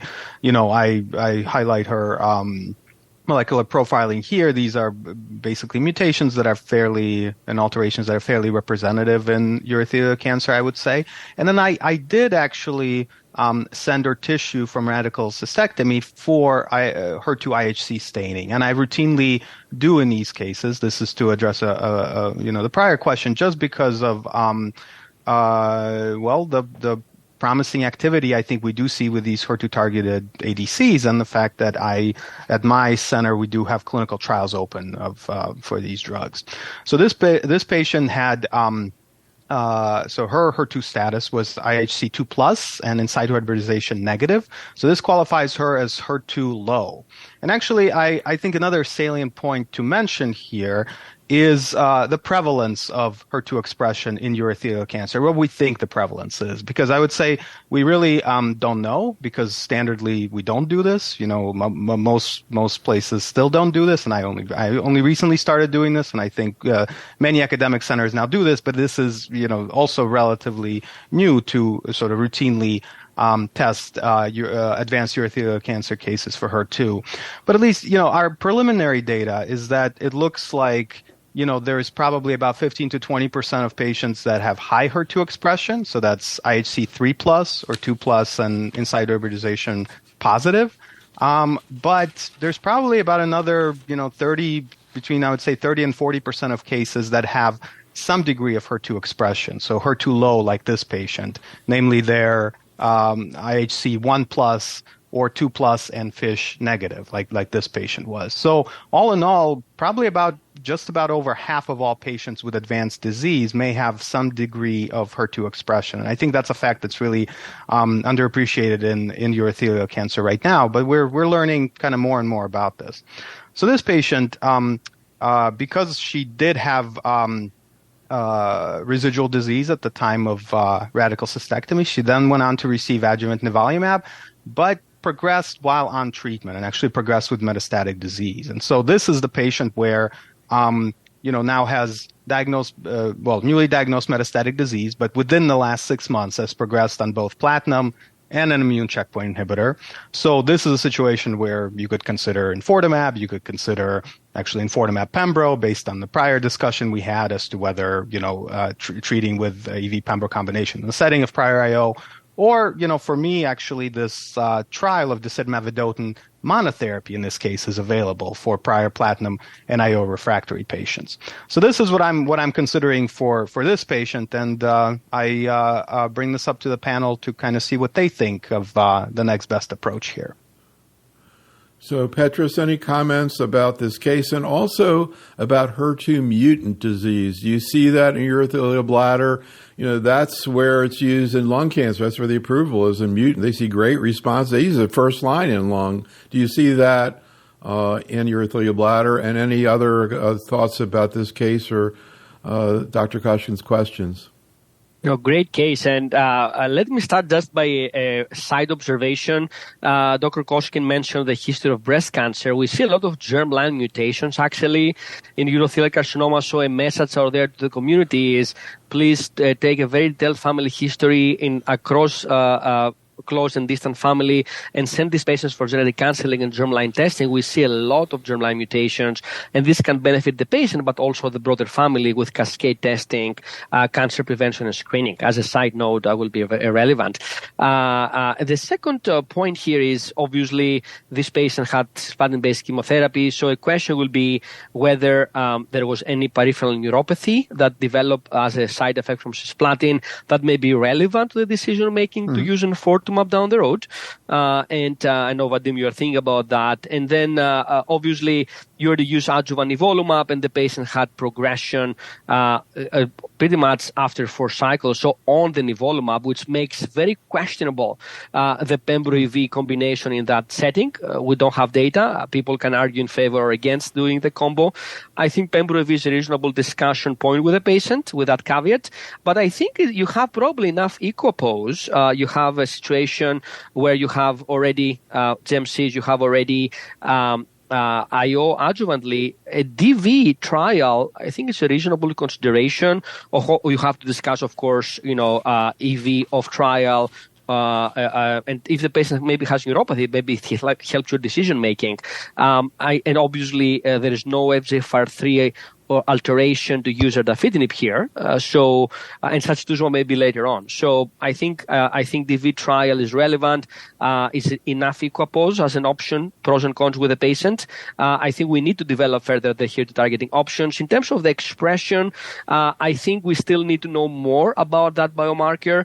IHC +2 might be might be enough for ADCs. And the distinction, Neil, to your question, I think for ADCs, probably, as Scott mentioned, we may be able to achieve efficacy and responses, even with a little bit of expression, maybe +1. Maybe we saw some data with DV from China trials. So maybe +1 may be enough because you have the target there and you can internalize the payload. And this may depend also on nuances like the chemistry of the molecule, the antibody-to-drug ratio, and how much of release you have in the tumor tissue, bystander effect, and the circulation. These nuances can impact efficacy and toxicity. And the other point is that mutations happen maybe based on data we have seen in about 10% of cases, ballpark. Some studies show less, sometimes more, and some others showed amplifications of HER2 in urothelial cancer is a relevant target. But in my mindset, those driving mutations and amplifications might be more relevant to targeted therapies like afatinib or trastuzumab, or things that like target antibody-wise or TKI-wise the HER2 or HER3 as a biological driver. For ADCs, we might potentially be able to achieve responses just based on the expression of the protein by IHC, but definitely those biomarker work needs to be done, hopefully in the context of those ongoing trials. I was just reflecting back on an earlier thought about how things have changed. We just spent 2 hours talking about just metastatic urothelial bladder. We didn't even cover everything. I'm just going to give the three presenters one more shot at anything you want to ask, anything at all about urothelial bladder cancer. Petros mentioned it twice that you would consider EV or erdafitinib in this post-platinum, post-IO setting. And you mentioned saving sacituzumab for later. But I'm curious about that comment because, as you know, the trophy trial, a lot of those cohorts were heavily pretreated patients that received sacituzumab in later lines of therapy. But for patients like this, if they got cisplatin-based chemo and they have residual neuropathy after, and they've progressed recently on IO, do you ever consider sacituzumab as that next treatment, or do you always prefer something else? Obviously, we're taking the FGFR mutations off the table because I think the Thor trial definitely argues in favor of using erdafitinib in that space for patients who progressed, but just curious about that. Great question, Mamta. I think, overall, when we make decisions like this in the clinic, is very multifactorial. We take multiple parameters to account, efficacy, toxicity, level of evidence, and that's where the thought about having OS data with the Thor trial and the EV301, it's a relevant factor to discuss with the patient, as opposed to sacituzumab. Scott and me were very well involved in the drug development, where this is a dear drug to us. Having said that, I think that TROPiCS-04 will test the hypothesis of overall survival, and that impacts the level of evidence overall in the disease landscape and treatment setting. So that will be a relevant factor to co-influence the decision. At the same time, you raise great points, and I think the medical comorbidities and toxicity profile of the drugs are relevant. So yes, in individual patients, let's say in the absence of FGFR3 alterations, if I'm between EV and SATSI, I tend to use EV before SATSI, but I have used the opposite sequence in patients with bad neuropathy that I'm worried about toxicity with enfortumab. It's very reasonable to think about SATSI. We don't have head-to-head comparison, to your point, and everything is indirect based on what we discussed and the level of evidence. And of course, individual scenarios with uncontrolled diabetes, maybe again liver disease that you're worried about, enfortumab, I think it merits a discussion about potentially reversing the sequence. So it's a case-by-case based on medical comorbidities, toxicity profiles, and the available data and level of evidence.